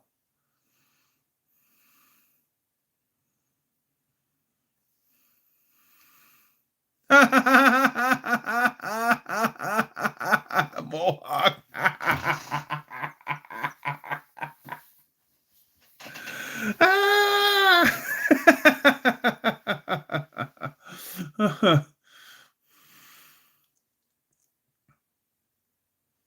I'm camping out by the mailboxes. Yeah, yeah. My friend Neil, who's my friend Nick's dad, he loved the cherry little cigars. So anytime I would smell those cherry little cigars, I always think of him. I think he passed in '98. He was only he wasn't even retirement age. That was so sad. Yes, cherry tobacco smells good but doesn't taste good. There um there used to be a guy that I worked with who always smoked a pipe, and he was a widower, and his pipe tobacco um just smelled like burning sweaty wrestlers trunks. It was just the terrible smelling stuff. And finally one day we said, man, guy, you need to get some better smelling pipe tobacco. That stuff stinks. And he said that my wife passed away and I smoked what she liked because she liked the smell of it. She didn't like what tastes. He says, what smells good to you tastes bad to me. What tastes good to me smells bad to you. He's like, now that my wife is gone, I'm going to smoke what I like. Because he used to smoke like the vanilla or the cherry stuff for his wife. But once his wife passed away, that stuff stunk. Oh, God, did it stink.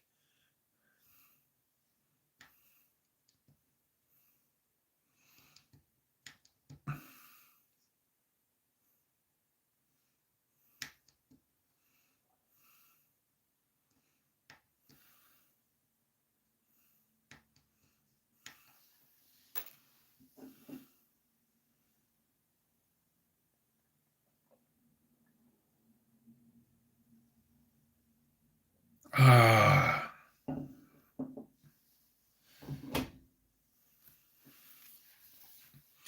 I seen what you did earlier, Danny. Thank you for Blue Wrench Brigading.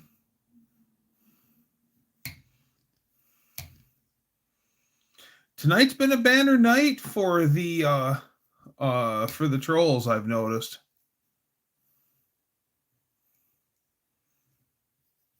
We've had it too good for too long. They've decided to really come out of the woodwork tonight. That's all right. What kind of snacks are we eating right now? No snacks. I just got my water. Well, they are. That's why I'm happy that I've got my blue wrenchers and they bounce them out of here. So I salute you. Thank you, Blue Wrench Brigade, as always, for what you do.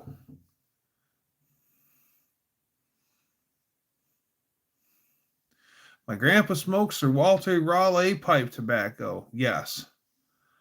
I had a clean up in aisle 6, closed the store down, had to clean it up, thought I was going to puke and my pants.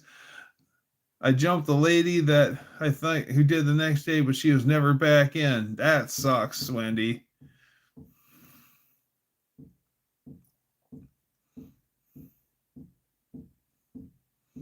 Berry 5 energy drink.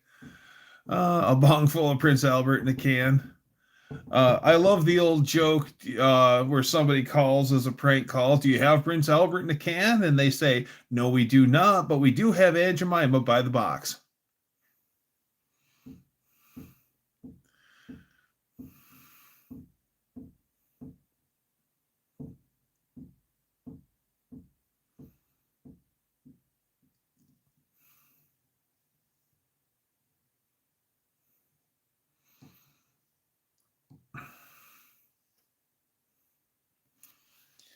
Oh, I'll bet you after a while that after you've seen enough stuff, you could probably go, that person probably could be problematic.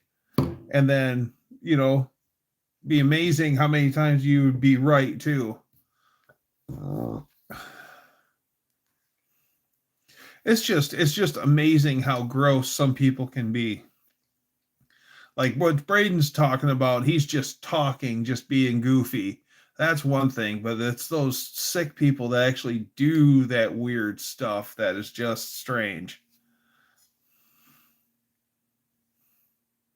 Yep, I'm sure Wendy knows the baddies. I'm sure of it.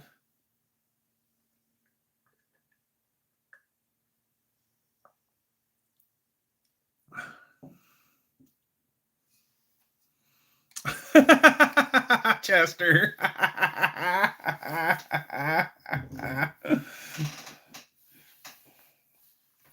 That was always a big funny where we would go and get the caulk gun out, and then you'd walk through and then tell everyone to stop looking at my caulk or rock out with my caulk out. CALK, CAULK, caulk. Oh, I know.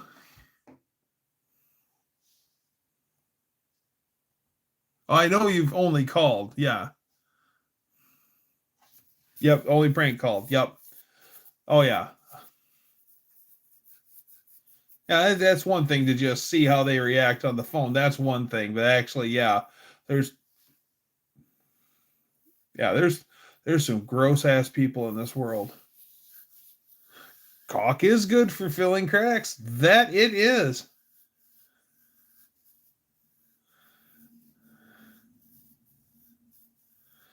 Is your refrigerator running?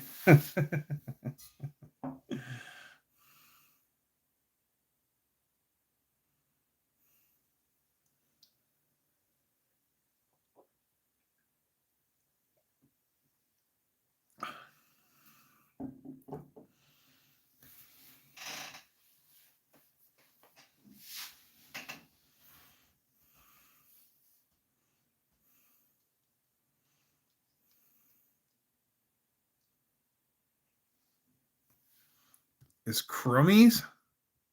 Oh, cummies. Oh God, the Jerky Boys did. Yeah, Jerky Boys are so damn funny. Oh, I know exactly what you're talking about. You stab them, we slam them.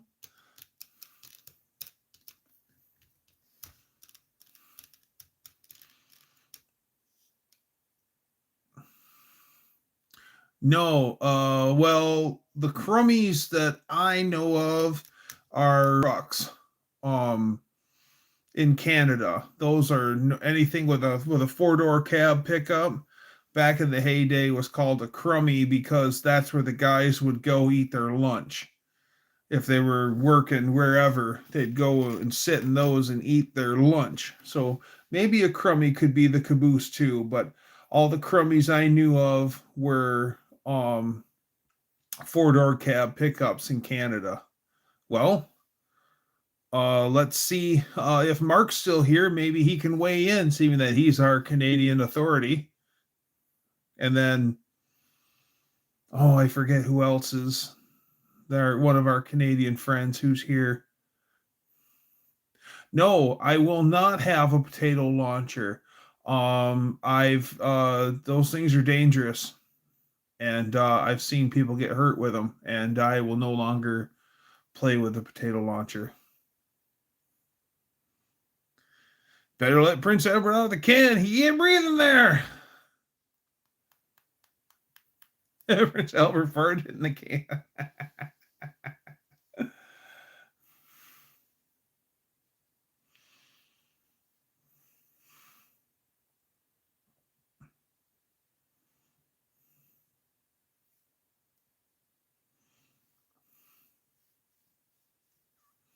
Yeah, some friends of mine were having problems with some another family, and they ended up having to go to court.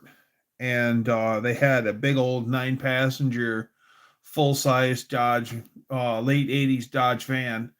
And the day that they were supposed to go to court, they get in the van and they go to the local courthouse. Well, they pulled out of the driveway and probably drove 3/4 of a mile. And then the muffler on the van blew out, and they didn't stop. They just drove it with a loud exhaust all the way down to the courthouse and testified and whatever, whatever, whatever.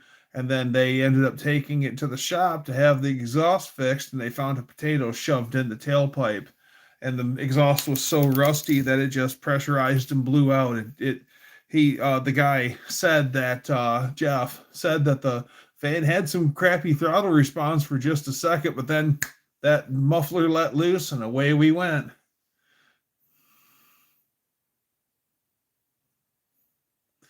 Potato launchers don't scare me no matter which end of the ball you're on. I've seen them blow apart catastrophically. A friend of mine lost feeling in his hand for a week after a catastrophic potato gun blow up. And that's when we agreed that we weren't going to mess with them anymore. I've seen enough carnage with that stuff. And of course, we all thought we were going to like engineer our way around this. And no, it was getting worse. And we were just over chooching them, and we just finally said no. People will get hurt with one. Yes, they will.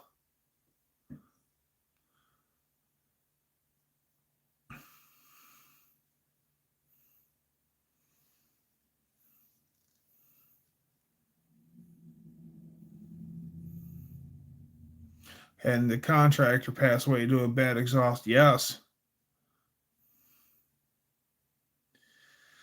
So what happens with if you put the potato in the exhaust and the system seals, and then the exhaust has nowhere to go, so eventually the whole system will fill up with exhaust gases, and then it basically has nowhere to vent the pressure, so it can't push the gases out anymore down the exhaust. And as long as the potato holds, it'll just shut off because it can't breathe.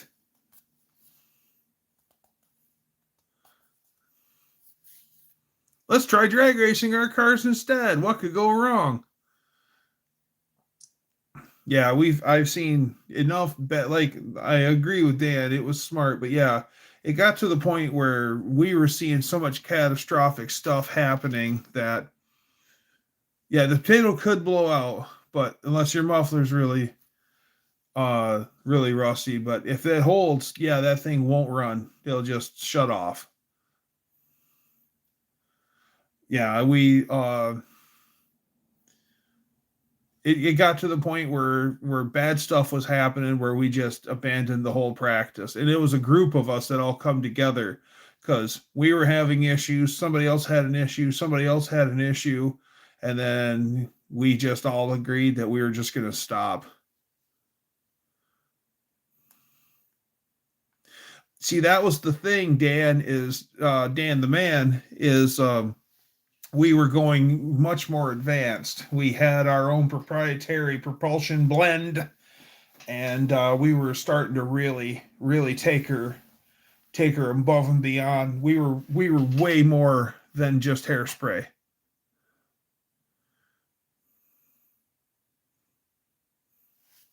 And I'm not going to talk about what we used because I don't want you to use it.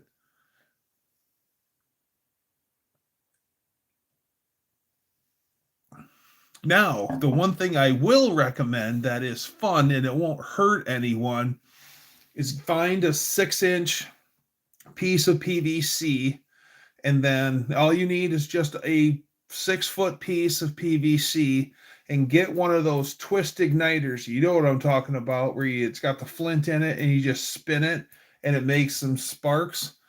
For like the 4th of July, just put that over your shoulder, put a spray of hairspray into that, and then hold it over your shoulder and hit the igniter, and it'll just go boom and make a little fireball inside the tube, and it makes a big whoosh sound. It's just something stupid for fun, but nothing actually propels out of it. Maybe I did, Danny Boyd, and maybe I didn't. I'm not telling. We might even gone more advanced than that, but I'm not talking about it. What did Mrs. Potato Head say to Mr. Potato Head when they were making love? I only have eyes for you. You really get under my skin and put some butter on it.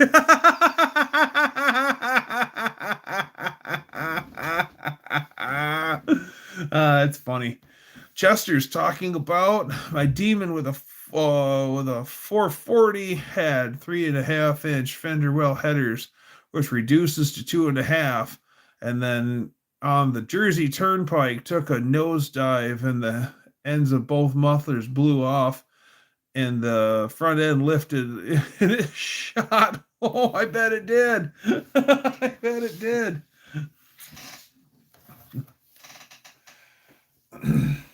I'm not telling, Danny Boyd. I'm not telling. My lips are sealed.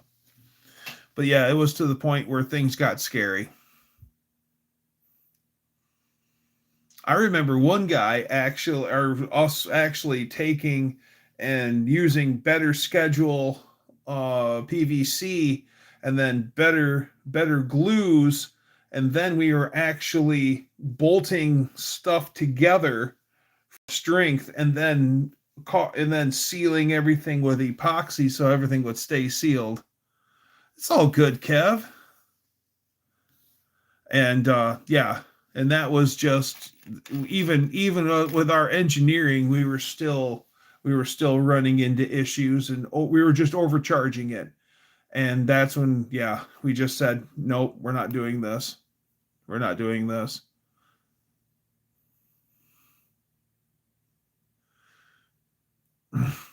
Lips are sealed.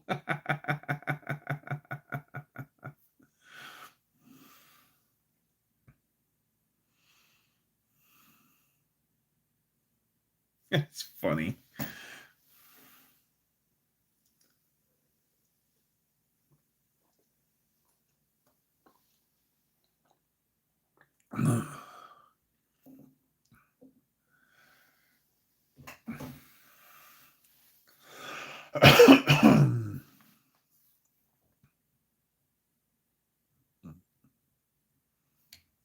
Well, my friend's not having feeling in his hand for uh oh, this Eli guy is totally getting a Bookham Dano. Thank you very much.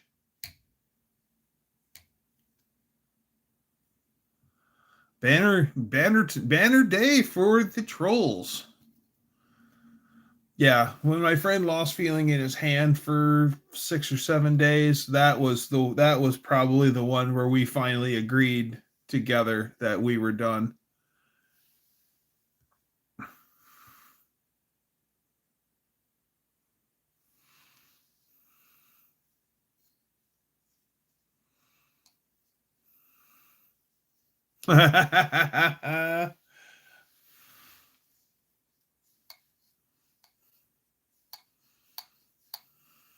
I'd really like to know what I've been talking about that qualifies me for such an accusation by a guy, but hey, that's fine. Whatever.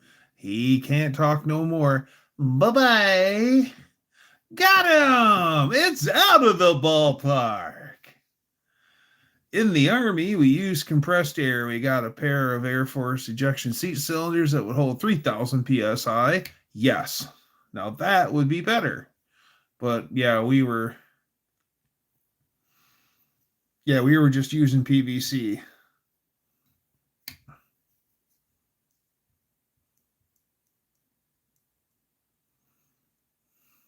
Kev.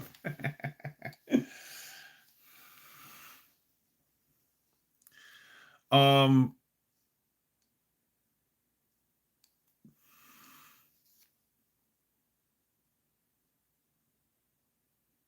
they have a monkey bike track at Sykeston, like an off-road track, because I got a because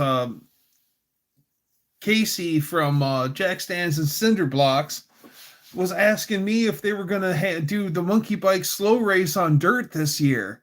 And I was like, I don't know anything of it. I haven't talked to Junkyard D about anything. Oh, hi, Don. Good to see you. So I don't know anything about that. So unless they just got a monkey bike off-road course for people to go squirt around on, but I don't know anything of that. And I missed Wilburn's live last Friday, so I'm not in the loop. I was busy. Even if it's for just for a second, Don, I'm glad. No, I am not on Facebook.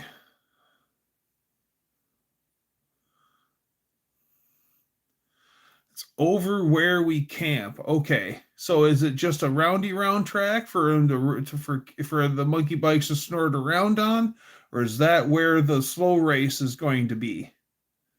Okay, back in the very back. Okay.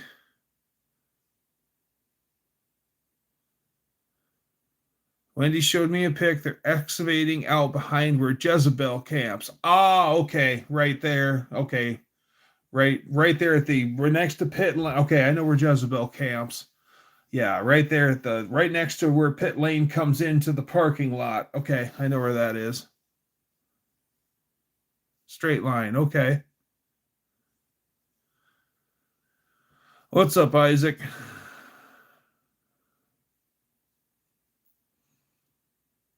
I just ordered the conversion kit to take my 69 Barracuda and make it a 68 Pro Stock.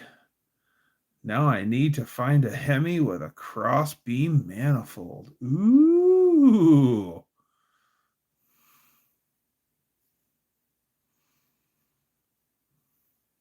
Yeah, the cross ram manifolds are cool.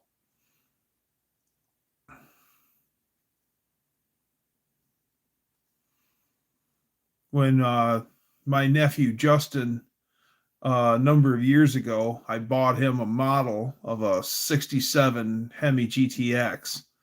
And that was pretty sweet. That came with a, yeah, cross ram. Yep. I knew what you were. I smelled you were stepping in there, Chester. And his Hemi GTX had a single 4 barrel Hemi on it with chrome manifolds or chrome tappets. It was nice.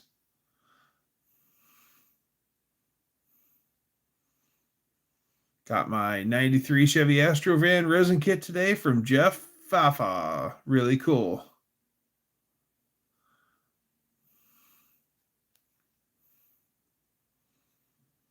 Almost got my Mustang ready for paint, and the primer started wet checking on me. Only on 2 panels, though. Dan, please make some videos on your paint work. It's time, Dan. Please. Don't make me beg, man. Please. I think you'll do a bang-up job on YouTube.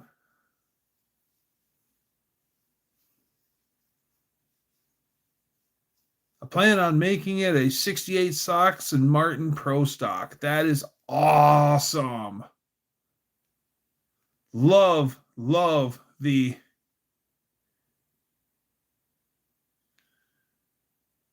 can't even hit the work with the camera. You do your work, do like what I do, or you just do like just film a few minutes, do updates. Work for half an hour, and this is where we're at. I got this done, and more soon, and come back and do another. You could do a 3-minute video total showing 4 hours of your work or whatever.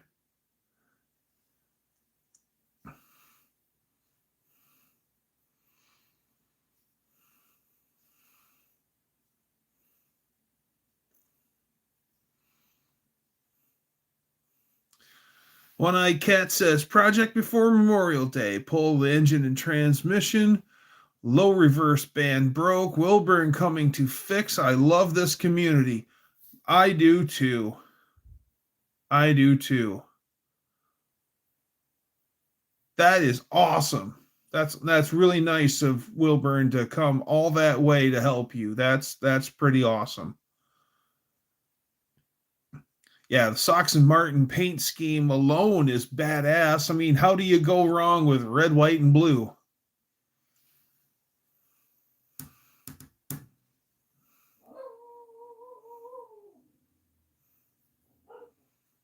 Need to get my butt started on the Demon model Dan and Beth sent me. Yeah.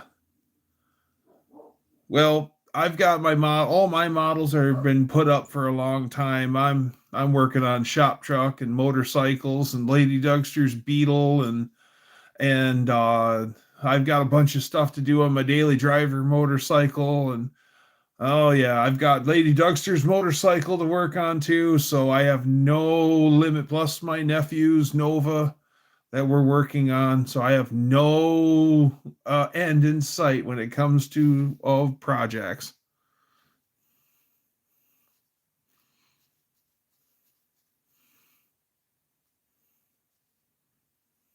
Yeah, Ruby has something to say for sure. Well, Ruby talks to me all the time. I say, Ruby, I said, what's on the side of the tree? And she says, bark. And I go, that's right. And I said, and if I rub my hand up against it, what does it feel like? And she says, rough. And I said, that's right. And I said, Ruby, what's on top of the house? And she says, roof. Told you, she's smart.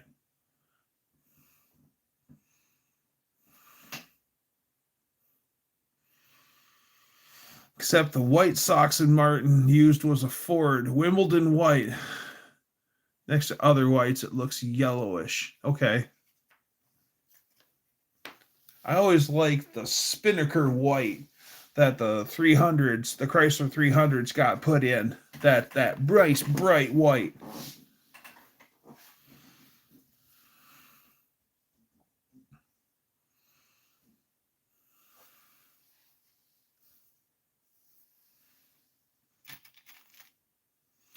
I remember a friend of the family, him and his wife, they had like I think it was like a 1990 or an 89 or a 90 New Yorker. and they were telling us about the color, that it was intense white. And it was, they pull in with it and you look and it's just a white car. Okay. And they said, no, that's intense white. It's really white. And we just, you, without ever comparing it to anything, it just looks like a white car. Well, one day they ended up passing us on the highway and they wave at us. And, oh, there goes the so-and-sos. And then we actually got to compare it to other white cars. Yeah, that thing was like white,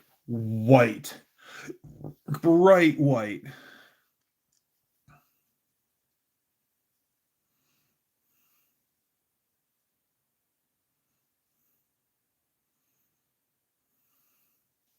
Still have half a gallon of Wimbledon white PPG Deltron single stage paint. Wow. That stuff is, yeah, that's the stuff that'll make you sick. That's the stuff that you need. You definitely don't want to be breathing that stuff.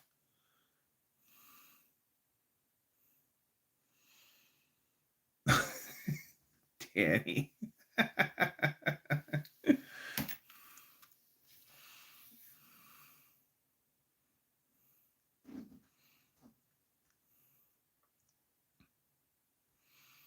I just think it's so cool that on a whim, get them a Emron.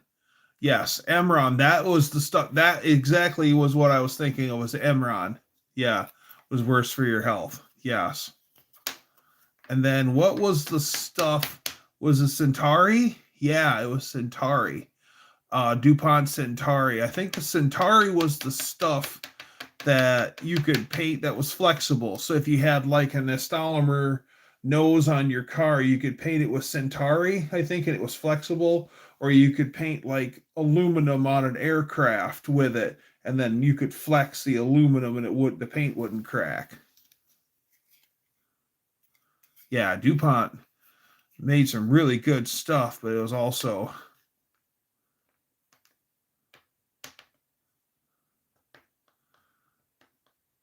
thought I had made a deal on a set of Mopar Performance W2 wide valve covers, but decided that it wasn't ready to get rid of them. Yes. That sucks. Endure Paint killed 6 guys in the first couple of years. I'm not surprised. I'm not surprised, Bruce. Imran is very heat resistant too. Yeah. Oh yeah, that stuff is, yeah. Well, a few years ago, me and my friend JMO, we went to a free sale, and it was an old couple buildings of an automotive shop, parts and all sorts of stuff, and the place was a zoo. There was no lights in the building, and we're working by our phone flashlights, and we're taking stuff out of there. And I ran across a whole bunch of old DuPont paint cans, old Centauri and Emron and all that other stuff. And I knew better to even handle. Once I found them, I wasn't picking them up. I wasn't handling them because I knew better. But I was like, the cans are cool. So the collector in me is like, those would be pretty cool to have, but I knew better than to handle them because of the nastiness that is that stuff that's in them. And I ended up finding a jar for a spray gun though, on that shelf. And man, there was all sorts of neat stuff in there, but a lot of it you had to carry out, and there was crap on the floor and 150,000 people all over the place, and it's just dark in this place, and it was kind of concerning.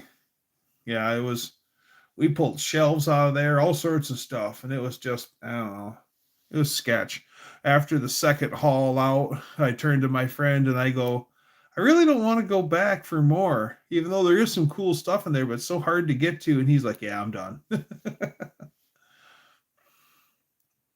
Yeah, you can use hardener and Rust-Oleum for sure. For sure, for sure, for sure. Back to square one for me. Oh, that sucks, Main Street. Hey, it's Dr. G. What's happening? Sorry to hear you missed those valve covers. Yeah, good to see you. Oh yeah, Emron is a great product. You damn sure is. Oh yeah, that Emron is so good. Um, I've seen the Emron stuff like sit out in the sun and get all chalky and looking terrible. Like you can write your name in the paint. It's so chalky and stuff. And go out and just really get your buffing wheel out and get the sauce out and sauce that stuff up and buff that stuff out and get all that shale off of that paint, and that stuff will shine like a new dime. That stuff was so forgiving. It was amazing. I think it's the hardener that goes in the Emron that makes it unhealthy. I think, Chester, you're right. And working at Dana Transport in the 80s, we would mix up and do touch-ups to masker with no mask or respirator. Oh, I know. Yeah, because, I mean, only wussies wore that stuff. Yes, you're right. You're absolutely right, Danny. You're absolutely right. In the 80s, Emron was freaking expensive by the gallon. Yes. I remember a friend of mine, and this is like the late 80s. So I barely remember it happening. He told me about it later, but one of his friends had bought the car was supposed to be white. It was supposed to be white, but he bought the paint from House of Color, color with a K, and the car got painted silver first, and then it got painted gold on top of that, and then they painted it like with multiple coats of white paint, and then you had to do a crossed hatch. You sprayed it like this: spray left, spray right, and then turn the gun 90 degrees, and then you spray down. That's how you had to spray everything. But that car just looked so awesome when it was done, but I had to paint it like 4 or 5 times to get it done. Don is headed to bed. Good night, Don. Thank you for coming in and hanging out with us just for a minute. And yeah, see you on Thursday. House of Color stuff is gorgeous, gorgeous stuff. 1 year up to St. Ignace, there was a pair of his and hers 67 Firebirds, and they were both painted with House of Color paint. And her Firebird was done in a metallic, like a metallic cranberry, and it looked so gorgeous. It looked like somebody had taken strawberry jam and smeared it all over the car. And it was so good. God, that looks so good. I really liked her car.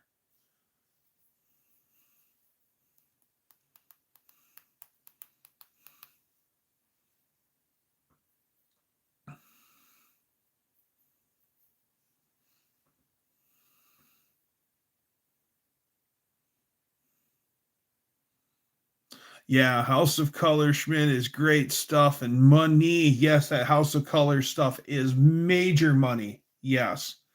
A guy I knew, he he was kind of he was a crooked car flipper, and he'd do some really unscrupulous stuff. And he got a 68 El Camino that was rusted out, and somebody had painted it like a House of Color, like like like a lime green. And but it was a really old paint job, and somebody had bought the SS super sport stripe for it that started at the driver's fender, and it went back all the way across, wrapped around the tailgate, and then come up the driver's or the passenger side and ended at the fender. So the doors, the bottom of the doors were rusted out. I mean, there was a big panel where the middle of the door's gone, and he just filled it full of cardboard, beer boxes and stuff, and then skinned it over with a big thing of Bondo. He just schlocked it all together, and then he carefully masked off the center of the stripe because it was a double stripe. and it was the whole car was that green, and then he taped off the center of the stripe and the whole sticker all the way around the car. He must have spent a day and a half just taping off that sticker. Then he filled the whole body in real, flipper like, with just rebuilt the whole car with Bondo, and then he painted the car like a medium blue. And then when he peeled the tape off of the stickers, it actually looked cool. It was like medium blue, and it had that funny green stripe in it, and the SS sticker kit on it. It looked okay. He could really paint a car. He always used Western paint. I do remember that. That was his favorite paint brand, and it was just cheap stuff, but he knew how to work it. But yeah, that guy he would buy cars from the Gulf of Mexico, rust buckets from the Gulf of Mexico, bring them up here and just load them up full of Bondo and make them look nice, and then sell them as good cars from Texas. Texas title. See? Texas title. It's like, man, you unscrupulous bastard. Used House of Color Candy Tangerine Orange on my Harley over a custom platinum metallic base I mixed. Ooh, that sounds good, Mohawk. Yeah, I bet you that sounds cool.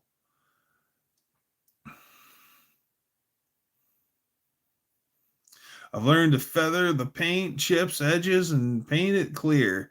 Patina for the win. Yes. Hey, Patrick. Hey, Dougster. Been watching for a bit. It was too late to say hey to chat. Just wanted to say it's impressive, the wealth and depth of your knowledge. Oh, thanks, Patrick. I try.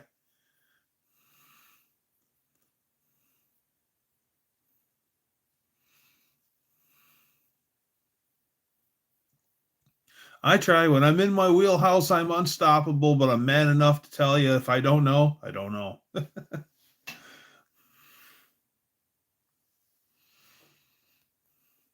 I did Ghost Flames and Standard Flames on the 93 Astrovan. That was sweet. Yeah, I'd love to do some of that stuff. All those Ghost Flames and stuff.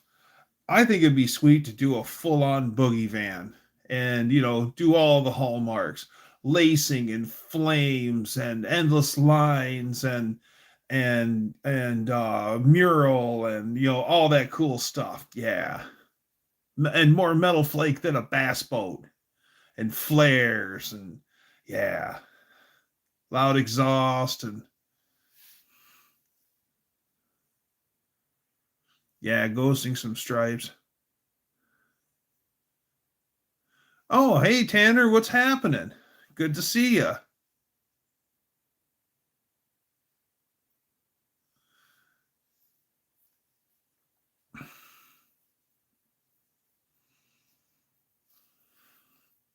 Yeah, I think if I was to do a boogie van, I want to start with like a Dodge, like a short body Dodge street van. And then of course get the opera windows for it, and of course my boogie van would have to have a big block in it and the weed burner pipes. I just use white diamond pearl coat for clearer ghost flames. I watched this one video of a guy taking a grinder to a bare steel car body, and he was doing these waves, grinding these like wavy flame lick lines into the metal, and he just kept laying them down and laying them down and laying them down and laying them down. And then once he finally painted it, it gave a whole new dimension to the metal. It looked like he had flames, ghost flames laid underneath it. It was neat. It was way neat.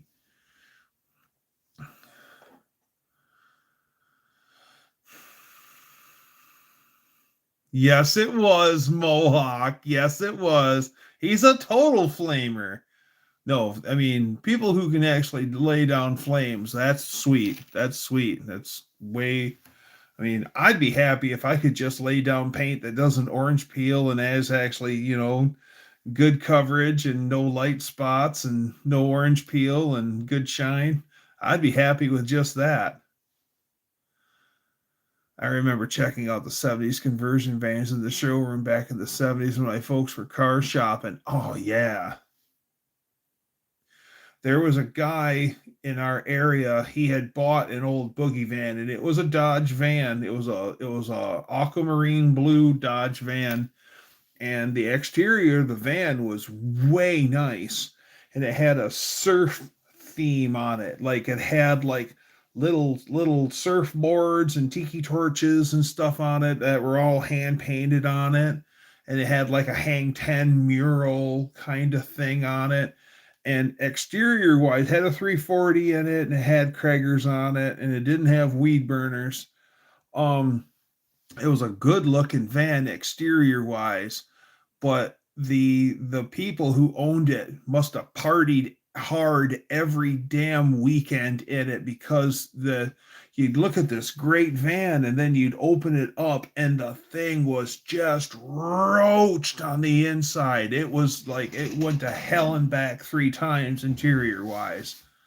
It was bad. Yeah, weed burner zoomies, those would be cool.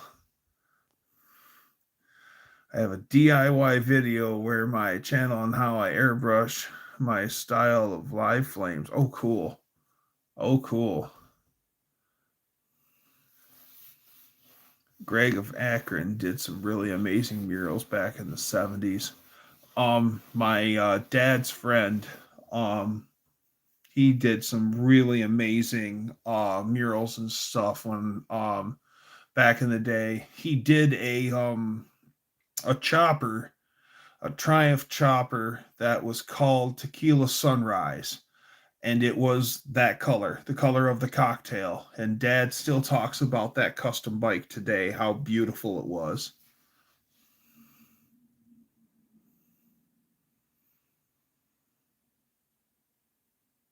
And then Mohawk could make some hot salsa commercials.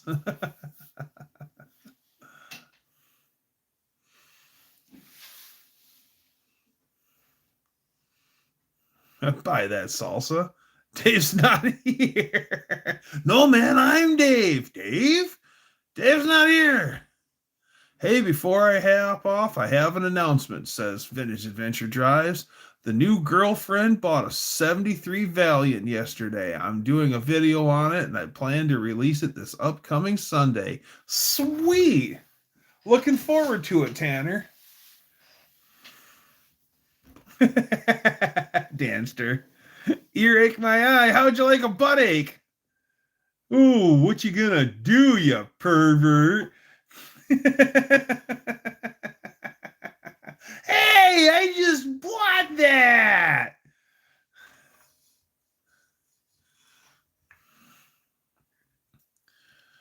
Well, as much fun as I'm having, it's we're 2.5 hours in, and I think I'm gonna pull the plug on it for the evening. Ladies and gentlemen, thanks for coming out and hanging out with me. Always a good time. Always a good time. You guys really make the evening special, so thank you. Always a big thanks to my Blue Wrench people. So let's be like the Beach Boys. Let's get together and let's do it again. Be here next week. Same Dougster time, same Dougster channel. Bye, everybody.